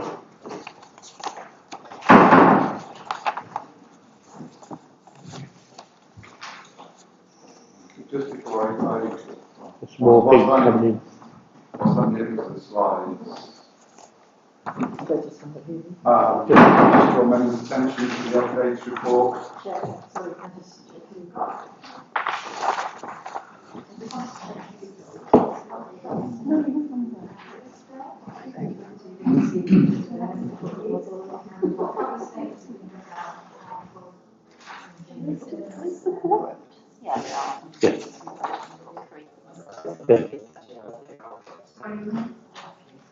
So the last one, two, the last 3, there's one not here.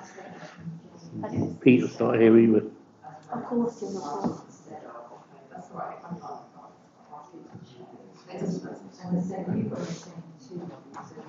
Either do that's fine, if you can read it.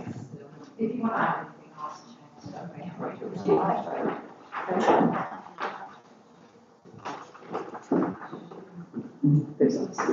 Sorry, apologies, members. Thank you.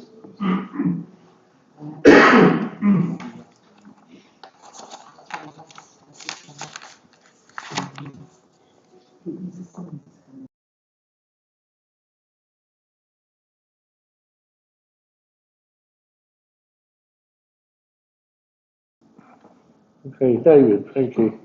Thank you, Chair.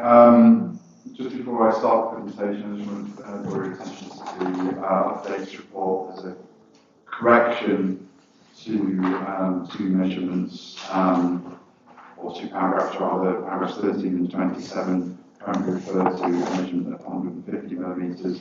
It should refer to a measurement of 163 millimetres.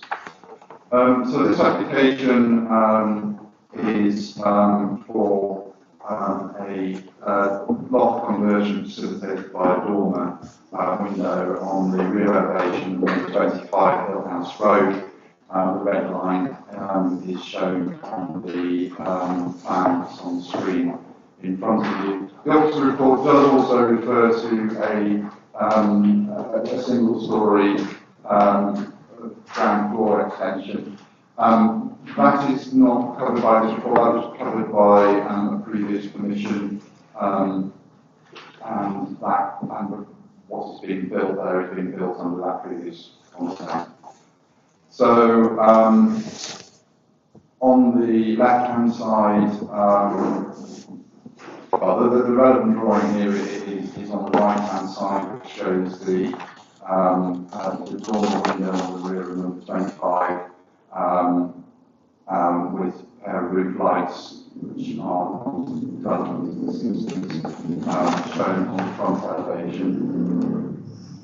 As you can see from the plans, number 25 is part of the terrace properties.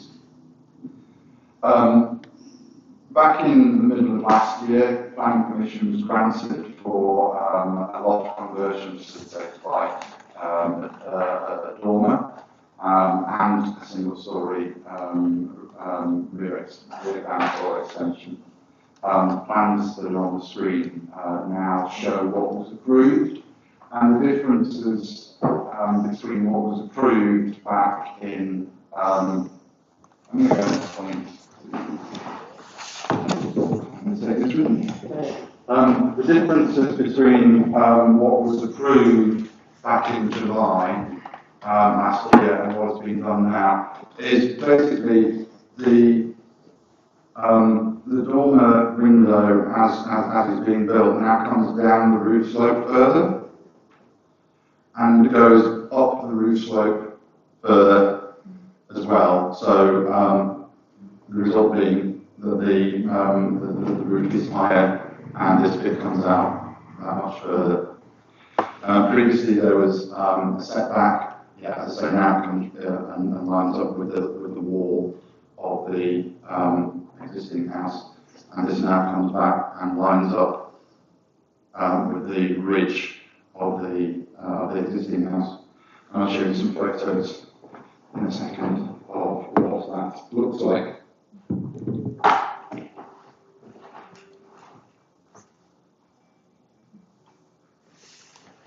So those are the proposed elevations. I should have sort of said elevation now, which basically show the differences. We'll go back up there. One of the most obvious changes is here. So you can see that the roof of the dormer has come up the slope and is now kind of matches or pops over the top of the ridge tiles, which were removed, and there was lead flashing put underneath them, and then ridge tiles have then subsequently been replaced.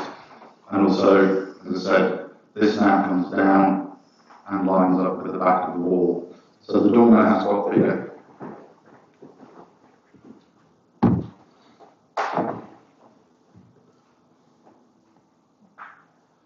In terms of what the dormer actually serves, that doesn't change. The windows looking out over the back garden of the property serve a bathroom, ensuite bathroom. On the second from the right, you see it says bedroom 6. There's an ensuite to bedroom 6. And then there's also a window to a stairwell coming up from the first floor. So the windows are effectively non-habitable rooms, and as opposed to, which it was in the previous application, it's also proposed, it was from the previous application to obscure those windows. And zoomed in. Which shows the difference in heights, and also, as I say, moving down the roof slope. That's taken on the scaffolding, showing the height of the new dormer in relation to the ridge height, so it goes above it. And then what you can see here is, you can see where the original ridge tiles have been taken off. In the kind of background on the back roof slope, you can see the extra height of the dormer window, and where kind of grey ridge tiles have been put back to kind of to cap off the ridge, basically. So there is an increase in height of the ridge by just over 16 centimetres. Longer view showing the adjacent terrace properties and also the steps going up the terrace, resulting in different ridge heights of different properties. A reverse of that view, and then slightly further back, again noting the different changes in ridge heights of each of the individual terrace properties. The purpose of this photograph is to illustrate the red circle kind of in the centre is the application site, and you can see that the dormer as built does have some visibility in the street scene. The red circle on the left-hand side of the photograph is intended to illustrate that there's some other the dormers. And again, it shows the dormer as built and expressed in the street scene. I think it's fair to say that the dormer as approved would also have some presence in the street scene given that photograph and the 16 centimetre increase in height. And then this is from the rear roof slope. Obviously the dormer is still under construction. You can see that it comes down and matches the rear wall of the house. You can also see roof lights in the neighbours' properties, and you can see where the windows to the bathroom on the ensuite bathroom on the left-hand side and the stairwell on the right-hand side will eventually go. There are three main issues that are dealt with in the report, and there have been objections to this application. It has been called in by a councillor, otherwise it would have been determined in the delegated powers, the same way as the initial submission was. Recommendations to approve as set out in the committee report. I do have some statements. Do you have anything after two objectives? Just to let you know that, well, Mr. West is here, as is Mrs. Simmons, but I understand you want the representations read out rather than speak. I can, if you want, I can just say what my objection is, if that speaks to that. Yeah, it's probably better. It's up to you, Mr. West. We appreciate some people don't like to speak. Sorry, while this picks up, it works quite well. This is my house here. You do need to sit down and speak. Oh, sorry. I'm just point one more thing. So the sun comes over this way there, and the new objection. Mr. West, if you want to speak, you need to sit on the microphone. Sorry. Otherwise, we can read out the statement. Sorry about that. Well, I don't know how to use the microphone by now. So my house is the house that's painted white on the left-hand side of the photo. The sun rises, you can see just where that cloud is there on the right-hand side. The dormer, as it's built at the moment, where it comes out, it just blocks all of the light coming through to my property. Obviously, as the sun goes up higher, it will get better, but at the moment it's really seriously impacting. I understand how the process works. The dormer's built and been approved to be built up to where it is, but the added extension going all the way up to the wall means that it really cuts off quite a lot of light to my house, and that's why I'm here trying to sort of ask for it to be back to where it was and what was initially approved. Thank you so much. Thank you very much. Dave, do you want to read the other two out? Oh, we've got Mr. Byrne to speak as well. Yep. Well, do you think we could go back to a couple of pictures to show you the front elevation? Back again. Just one more. That's it. I live on Rosedale Crescent, and when I walk down Rosedale Crescent, that is the scene I get. I'm slightly higher up, and I can see the dormer peeping out of the top. The line of the ridge tiles with the concrete underneath, there's two things wrong with that. One is those industrial-sized tiles on the ridge. They are nowhere on a ridge in Thorpe Hamlet. They're totally out of character. And the amount of weight that is resting there on a beam which is 130 years old, constitutes what I believe is a danger to the building. Now, that ridge there on top of the old tiles is just a disguise, because Mr. Murphy wanted to disguise the fact that he has overbuilt the dormers behind. Now, why he's done that is he wants to make 2 rooms in the dormers, and my impression of that is they're not big enough to swing a cat in. You know, that is the bare minimum for an HMO sized room. Now, Thorpe Hamlet over the last 40 years has developed quite a quality. It's becoming a nice place to live. That is a carbuncle in the middle of it.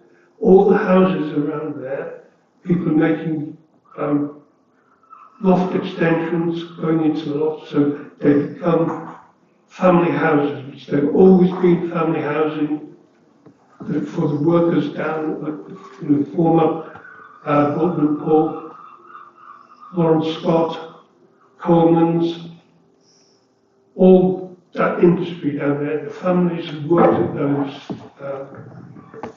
companies had houses in this area, and it's becoming again a family area. And this, an HMO within that family area, is not wanted by anybody. Now we have HMOs at the bottom end, at Rosary End of Hill House, and they're fine.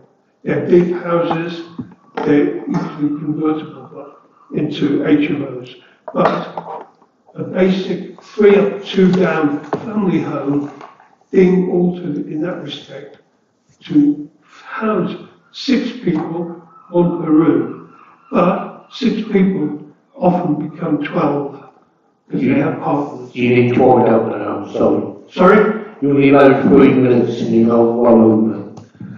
Thank you. Okay, just a couple of sentences, that's all. But it's, we're fine with HMOs, but not in the family area, which this is. And we need to go back to the original design, which was in keeping in part, but not spectacularly offensive like this is. Thank you. Thank you. True, I've got one more. And we've got a statement on behalf of Jamie and Catherines. Okay.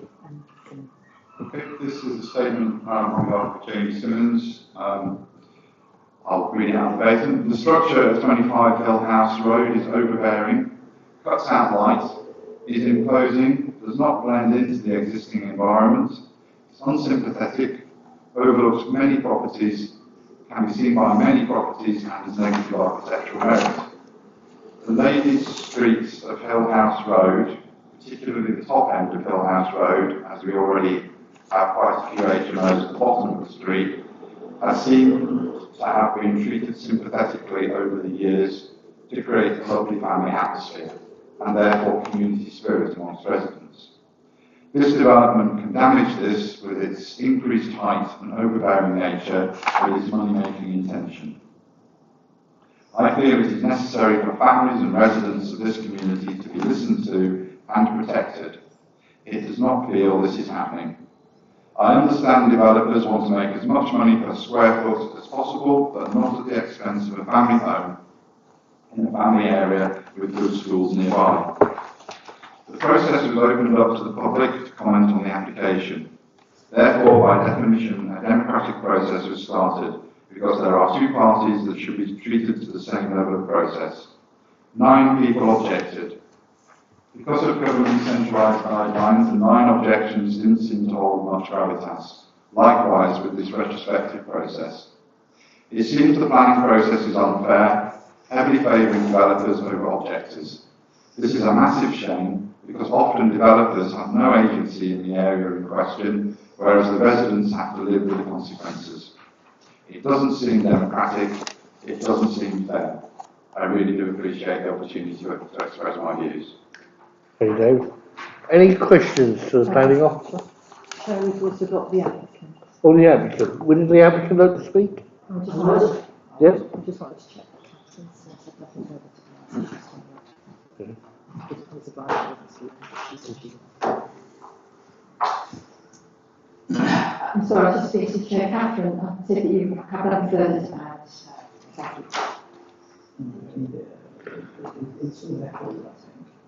Thank you. Thank you. Okay. Well, look, afternoon Chair and afternoon committee. First let me say, actually I'm going to just start watch, don't run over time. So. 6 minutes. You have. 6 minutes, yeah, okay, fine. Yeah, so afternoon Chair, afternoon committee. First let me say genuinely as the property owner, I'm both pleased to be here and disappointed to be here too. Pleased really to be able to address the points we've just been hearing and also to address gross inaccuracies which are on the website, and I regrettably wish to say the gross inaccuracies which have been compounded in the conversation thus far, which we can get to if we have sufficient time. I'm disappointed, as I really don't think it should have come here at all when the actual facts are relayed, and I'm also disappointed by the real motivations behind the proliferation of comments which have been made, some of which have been echoed about 2 minutes ago, about the future rental property being the underlying cause, really. But first to the facts. And the facts I wish to talk about are not disputed by planning, nor are they disputed by enforcement. So the measurement which I referred to came from the enforcement officer. So the first, the height, which seems to be the primary cause of concern. The dormer roof height is actually lower than that to which permission has been given. We had a permission under the first document to have an internal head height in the room of 2,178 millimetres. The head height as measured by enforcement is 2,100 millimetres in the roof space. There is only one room in that roof space, by the way. That's critical. I wanted to draw attention to the fact that 78 millimetres difference, which we didn't build into. Now, building control came along and asked us to relocate 50 millimetres of insulation from underneath the ply to above the ply. And this is what's led to this merry dance. But, however, you can judge it for yourself, because these are the numbers. 78 millimetres of headroom minus the 50 millimetres of relocated insulation means it's still the roof line is still 28 millimetres lower than that which we had planning for in the original permission. Secondly, the dormer is 30 centimetres, I'm going to stick with millimetres in this conversation, is 300 millimetres narrower. We had permission to build along the back of the property, the entirety of the back of the property. We didn't do it. We shaved 30 centimetres, therefore 300 millimetres, off the size of the construction. So the content of trying to build, the builders have tried to develop a bigger property, is simply not borne out by the facts. Lastly, the depth of the plan is per the plan. The dormer is stepped back on the roof tile. It's clearly visible from the roof line. And that's the way the picture was drawn. Lastly, comment made about the light. The property sits on a north-south axis. So you've got imagine the front door is at the east, the dormer is on the west of the side of the property. And as anybody knows, the sun rises in the east, it sets in the west. The morning sun barely rises over the roof line in the morning, and as the sun moves from east to west, the dormer plays no part in the light distribution, as the sunlight is emitted from the south and the west, and therefore the dormer plays no part in that distribution of light. So let's get to 336. Why are we here? And I think this is where the story gets reasonably interesting. At the commencement of the project, I met the neighbours in the spirit of openness to relate exactly what was planned. Some of the neighbours are here, and I think they'll agree to what I'm just going to say. This meeting did not go well. I'd say it went badly. It was an understatement. I relayed my intention for the property to be a house of multiple occupation. And at this point, the wheels came off. The animosity starts, the spitefulness starts. It's the nature of the property use, not the construction, which has caused all the hassles to date. And I genuinely think, and I know I said it's been a form of mob rule that's occurred, whereby neighbour A complains, then neighbour B complains, then neighbour B complains on behalf of neighbour A to create more noise. So as an example, The dormer block, this is a quote from the website, the dormer blocks out all the light and views from my neighbour's home, so therefore it's not neighbour complaint, and is extremely upsetting for them, not least because the build is not what was originally agreed. I am unclear which light and which views we're talking about. And then we've got comments which I can only judge to be non-residents. We've got people complaining that there are too many HMOs in the area. Well, anyone looking on the portal website will tell you there are very few HMOs in the area. Suggestion that there's going to be 6 to 12 cars parked, even though it's a permit planning area, suggesting that it's a Grade 2 listed area, it's a conservation area, when it's clearly not. None of these things would be articulated by someone who's local, that they should know there's permit parking there. So I do think it's come down to, and it was kind of referenced lastly, a renter versus homeowner debate where a small group of homeowners created a lot of noise in an attempt to derail what is ultimately a property which is an HMO. And I guess they've been successful in creating a stir to get ourselves here. So in summary, the roof is 28 millimetres lower than actually we have a planning consent for. The width is 300 millimetres narrower than we have a consent for, and the depth is as per the plan. And I've got a couple more seconds. So in terms of some of the feel of the comments, 9 people objected before the original application and we were ignored. Is it the case that this will happen again in favour of a profit-making landlord? These are life-changing decisions. The owner of 25 Hill House Road chose the planning permission given last year to build a much larger conversion. It's not larger, it's smaller by volume.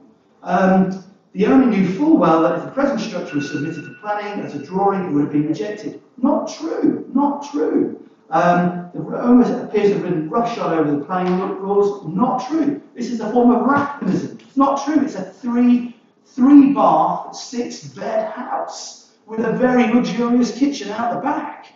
And it's the largest property on the street. It's, you know, racconism is just laughable.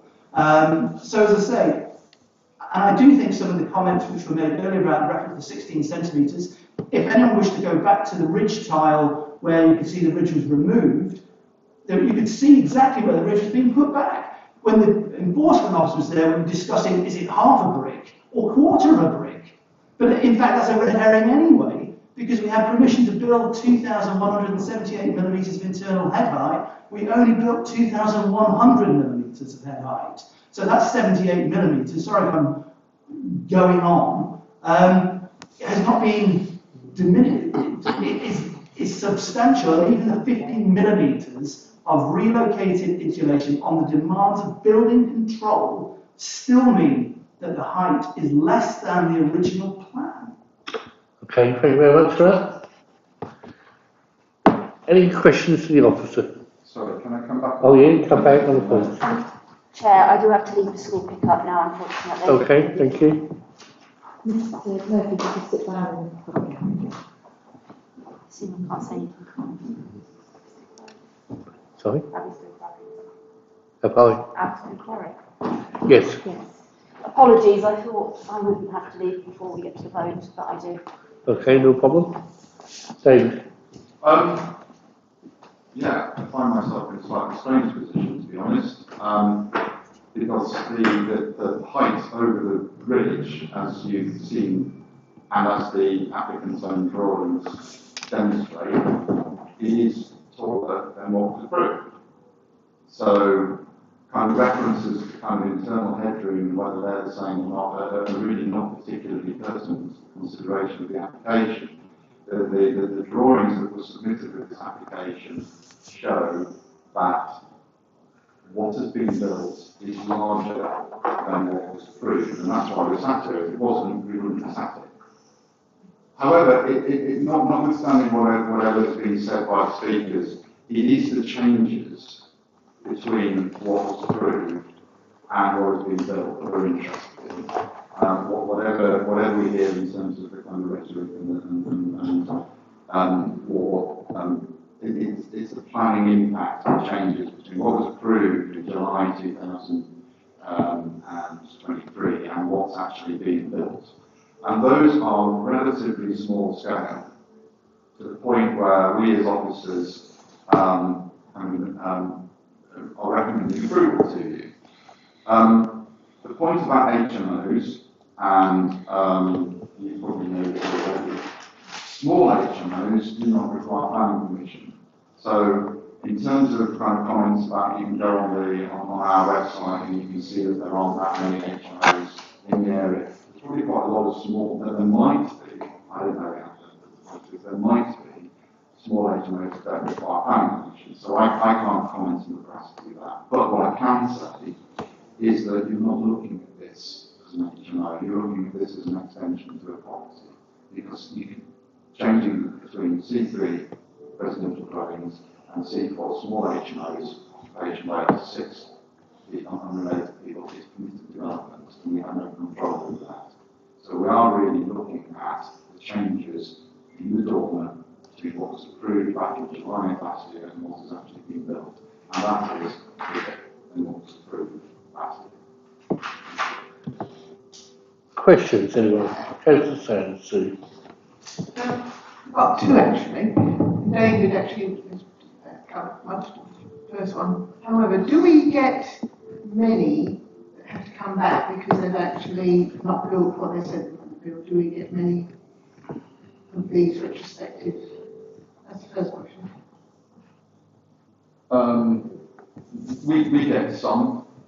Either people make errors or people deliberately build slightly bigger, or they find that they are driven to do something different by building regs. But that doesn't change the fact that if building regs requires change, then they need to make sure that that change is covered by whatever they've got planning permission for. But we get some retrospective applications, and some of those come before this committee, some of those are dealt with at office level. Because I do recall we have had some that had to pull it down. The other question is a structural one, bearing in mind what the gentleman over here said about it being an old building and the heavy weight of the cement tiles on top. They're fine. Has that been looked into? They're all right. Whether it's constructively sound, Not by us, because we don't look at that kind of thing. Building regs will look at the ability of the structure to bear the additional weight. And there was one of the points I was going to make about the tiles. Changing the tiles from what was there before to what is there now doesn't require planning permission. I used to be a roofer there, look always to me. Thank you. I have a question about the impact on light. We've got different perceptions of how you impact the light that comes to the neighbor's house. Do you have any evidence of how the increase in size of the dormer would impact light? Our position is that, well, first of all, you can actually put in quite big dormers under permitted development anyway. The restrictions on what you can do to put in a dormer under permitted development, basically, where you've got the corner of the roof, provided it doesn't come under 20 centimetres, within 20 centimetres at that point, and provided it doesn't exceed the height of the existing house, you can put quite a big dormer in anyway. So I think this exceeded it back in July, but not by much. And this, again, is a bit bigger, but again, not by much. So that the impact of what has been built is materially different to what actually grants planning permission. Councillor Oliver. Thank you. But just to clarify, it wasn't anticipated that the ridge of tiles from the top would be removed and replaced. Is that correct? That's correct. I mean, that's what. So yeah, it is basically, as I showed on the drawings, where the dormer joined the roof was at a point where effectively the ridge tiles joined the bottom of the roof. Now to do this, the ridge tiles have to be taken off. There's a flashing going on, and then these ridge tiles have to put back. So there is a difference, a small difference of just over 16 centimetres in height compared to the top of the ridge tiles that was there before. And again? It might start with the two windows in the roof as well. Are they going to be put steel glass? Just so I'm clear which ones we're talking about, the ones actually in the door and not those on the front. Yeah. The ones that are, again, as said in the presentation, there's proposed to have a condition that they are obscure glazed. One is to a bathroom, so I would expect that to be obscure glazed anyway, an ensuite bathroom, and the other is to a stairwell. So that's going to be obscure glazed as well, although I suspect any direct kind of overlooking from that stairwell window is probably fairly minimal anyway. But yes, it's going to be a condition for both obscure glazed. Any more questions? Okay, we move to the recommendation. The recommendation is to approve. I'll move that. Have a got a second? Thank you. Discussions. Councillor Sanders. I mean, I can understand the concerns. My biggest criticism would have been if I was doing the roof there and doing the cement to hold the ridge tiles on, I would put a black or grey oxide in there to colour the cement so it's less obtrusive. But that's just a personal view rather than anything that's substantive. Sue Sanders. I'm not too sure that's going to go green or not. I do appreciate the concerns about HMOs. We have a lot of this in our own ward, and yes, you do see streets changing in character because of HMOs, and I also appreciate that that's nothing that we can actually do here about it in the planning committee. We come up against it time and again. I also would like to make a comment that it's a shame that yet again we're looking at retrospective planning, whereby people have put in the plans and then decide to do something different. Any other discussions? Well, we move to the vote. The vote is to approve. All those in favour, please show. Members voting in favour are Councillor Sands, Mike and Councillor Driver. Those against? Those abstained? Is there any particular reason members are abstaining? That's been approved. Thank you. And you ain't arguing. It's all right, it's too late now. Yeah. Thank you. It's helpful in those circumstances.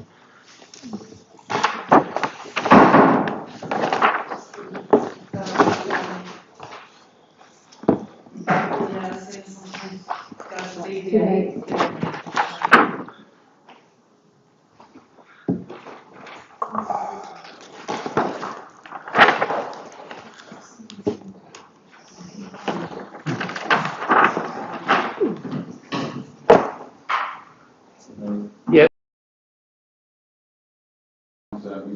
Yeah, but what I mean is, there's nothing more for me to... No. Approved. That's been approved. Yeah, okay. Yeah. Appreciate your time. Thank you for coming.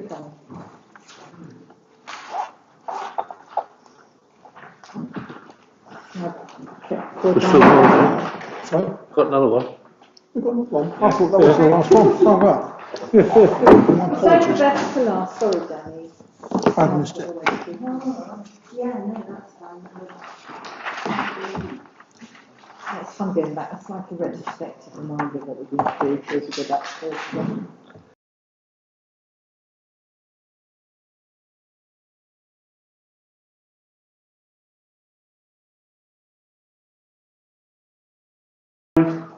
Has changed the use from first floor combination C3 to mix.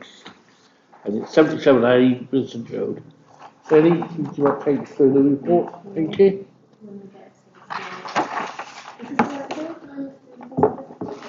Yeah, you need to and push the button.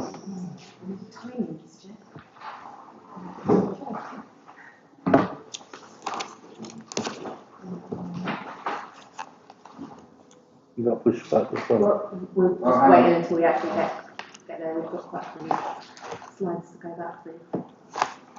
This is like, Oh, it's got the hairdressers. Okay, thank you. So I'm here to present application at 77A Vincent Road, which is change of use of the first floor accommodation. It says to mixed use class E, but we are conditioning that. So I'll go to that in a sec. So here you can see 77 Vincent Road is a corner plot surrounded by residential units. The ground floor unit 77B is currently in use as hairdressers and has historically been in use as hairdressers. And the top floor is in use as a flat. So it's a maisonette flat with the kitchen on the ground floor and main residential sort of living space on the top floor. As you can see demonstrated on the existing plans here. So the proposal includes the single-storey rear extension of the flat to the back and conversion of the garage. That was approved under a previous planning application in 2010-22, which was solely for residential extensions. This application does include those, but they are not being sort of determined under this as they already have consent. It's just the internal layout that will change. So, as it stands, the garage that you can see sort of at the bottom of the site will become bedroom with an extension towards the main house to provide access, and then the kitchen space, sort of studio, studio-ish living space, and then the ground floor will have access arrangements changed in that side, on the side there, in the inset bit above the hedging. What is now existing as a window, there'll be a door put in, and that will service the hairdressers. Onto the first floor, there'll be an internal layout change to provide staff facilities, staff kitchen and rest facilities, and then 2 wash basins and a colour mixing room. The stairs will also be repositioned to allow for some more ground floor space for the kitchen, for the flat. So here you can see the back of the main building. So that's currently the entrance for the flat 77A, and then part of the driveway and rear garden.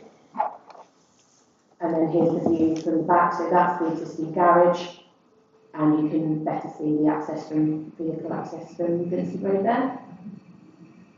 This is a view from across the corner, so you can see the front of the site and the east side, which shows the main bulk of the hairdresser. That's the view from the south side of Vincent Road. And then the view towards Britannia Road.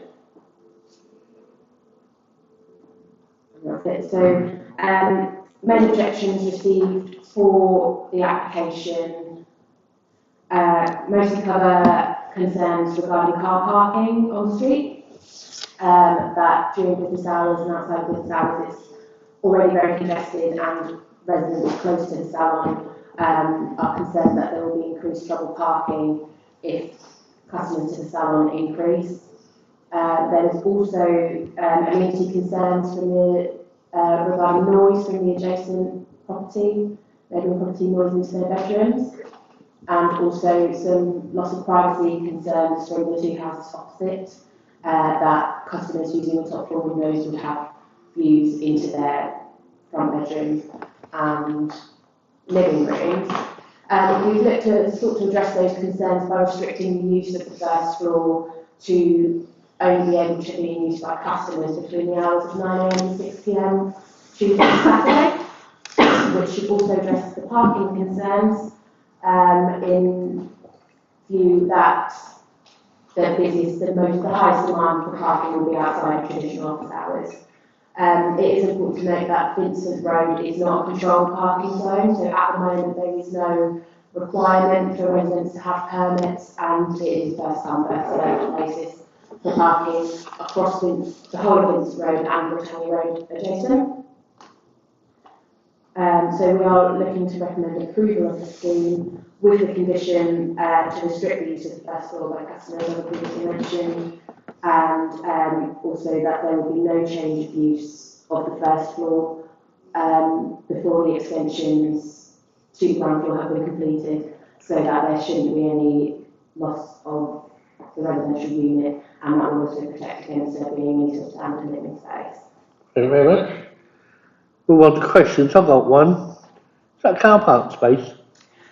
It technically is, yeah, but it's not usable. When I visited the site, I spoke to the salon manager, and she said that she was using the parking space to sort of alleviate some of the concerns, so she's not taking up a roadside parking space.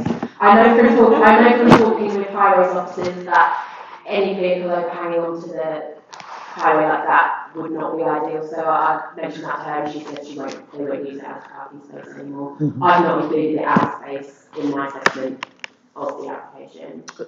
Mike. With the worries about neighbours over the road, could the lower half of the sash windows upstairs have that obscure film put over there? That could be conditioned. We could condition that. That's a long way across that road. Yeah, I would hazard the privacy isn't. It's not big, but I mean, you don't need to replace a glass. All you've got to do is put a film over the glass on the inside. I mean, you might as well do these ones when you see the castle. I get that, but when we're thinking about putting conditions on, we need to kind of think quite clearly about whether it's actually necessary to put the conditions. Would you refuse the application if that condition wasn't on? I wouldn't refuse it, but in that case, if the condition fails, part of the protection of the restriction of the use in terms of timing was also thought out to be that the bedrooms and living space are less likely to be in use during that time as well, so the conditions should hopefully indicate some of those concerns. Anna. Thank you. I've got a question about cycle storage space, places where people could lock their bikes in, especially if there are concerns about how people will get there, and there is a desire to encourage them to get there by sustainable modes of transport. Is there anything we can do to encourage the applicant to do more to facilitate cycle storage? For the hair salon, there isn't really space in the existing realm of the salon for secure cycle parking. As I said, that space, the only space really would be in front of the property, and there isn't enough space for there to, well, on the basis that car is not there. For there to be the installation of a secure cycle stand would either leave a bike overhanging the main height, the main sort of pavement. So appreciate that's not ideal, but as it's an existing use, we can't sort of enforce that there would be additional cycle parking for it. Any more questions, anyone? No. Councillor, one question? Yeah. So we can't condition that the car isn't on the pavement? I think it's going to become. I don't think you can condition that the car isn't parked on the pavement. It's supposed to be on the first place. Yeah. But it is. This is a question to Dan. The back of the pavement, the car is partly within the curtilage of the property. Yeah. So there is some space between the property and the footpath. I just wonder whether you can actually angle the cycle stand and put it in like that. And what we are actually looking at an increase in potential demand for cycle parking, so perhaps we could actually attach a condition basically to speed for cycle parking. Possible. Yeah. So I think if you were to get right in against the wall, there is the width, it's like the exact car width. So it's not that you wouldn't be able to use the door. So we assess it on the basis that that is not used as a car. Two cycles parallel in the same line as the car will take up less room than the car is currently, and people can clearly get through the door. Yeah. We could, if there was details on the scheme to be provided, it would certainly depend on the type of cycle stand installed, because the boundary wall, I believe, belongs to the neighbour. So, certainly. I just can't see all these old ladies riding to the hairdresser to get their blue rinse on a bicycle. Hannah. You think about it, when meters on the bicycle stand, I think it would be a good solution to also make sure the car is not parked there. What would we be able to propose it as a condition, or how would that work? Would it need to be some kind of feasibility? Someone would need to propose it as a condition. Yeah, I'd like to do that. You need a seconder for Mike. Councillor Sands. Any discussion on this? I'm going to vote against it. So I don't think there's enough room there to put So one. the amendment is. And I don't want to shut the whole place down just because we can't put Can a I point. just go through the wording that I've seen that Councillor Hickman, as said previously, was the condition is for the applicant to submit a scheme for cycle parking for consideration. Yeah, price commencement of the first use, price commencement of the use of the first floor as an Everton salon, details of cycle parking spaces on the frontage of roads. Okay. Anyone else? You could get a check of the standard. So you might just get two. Anyone else? All those in favour of the recommendation? Amendment, please show. All those against? Three members voting. Sorry, I need to do a recorded vote, Sharon, so please give me a chance. It's Councillor Sands, Councillor Hickman, and Councillor Oliver. All those against, please show. Three members against. That's Councillor Stryver, Beak and Sands. And I'll use my council vote not to do it. Thank So you. that's been lost. Yeah. I mean, we can recommend or just ask them to do it. I don't think we should force them. But then maybe you should clarify what the condition was. It was for them to come up with a proposal that would Well, be they've still got. and that wouldn't be that would fall, right? Well, yeah. I think that's my understanding of what we're talking about here. yeah, but they still had to come up with a proposal. If they didn't. Clarify what the proposal would entail. Well, if they didn't. The proposal would entail them showing how they would provide cycle parking on that frontage. And if they couldn't? I don't believe that they. I'm pretty sure that they could. So if you stick a Sheffield stand on there, and you've got two cycle parking Okay. But you propose. Well, I got lost anyway. There's nothing to stop them from going ahead and doing it anyway, is there? No, nothing to stop doing it. Any more discussion on the application? Yes, Hannah. In that case, can I propose that we ask the applicant to please consider providing cycle storage, even if it's not a condition? Yeah, fine. We can stick an informal one. Yep. The applicant has already sort of indicated that they want to remain in peace with the surroundings, and they're going to sort of remain as happy as possible. Happy? Okay, we'll move on to the recommendation. Recommendation is to I thought we'd already done that. approve. All those in favour? Yeah. Please show. That's unanimous. Thank you. That brings us to the end of the meeting. Thank you very much, members.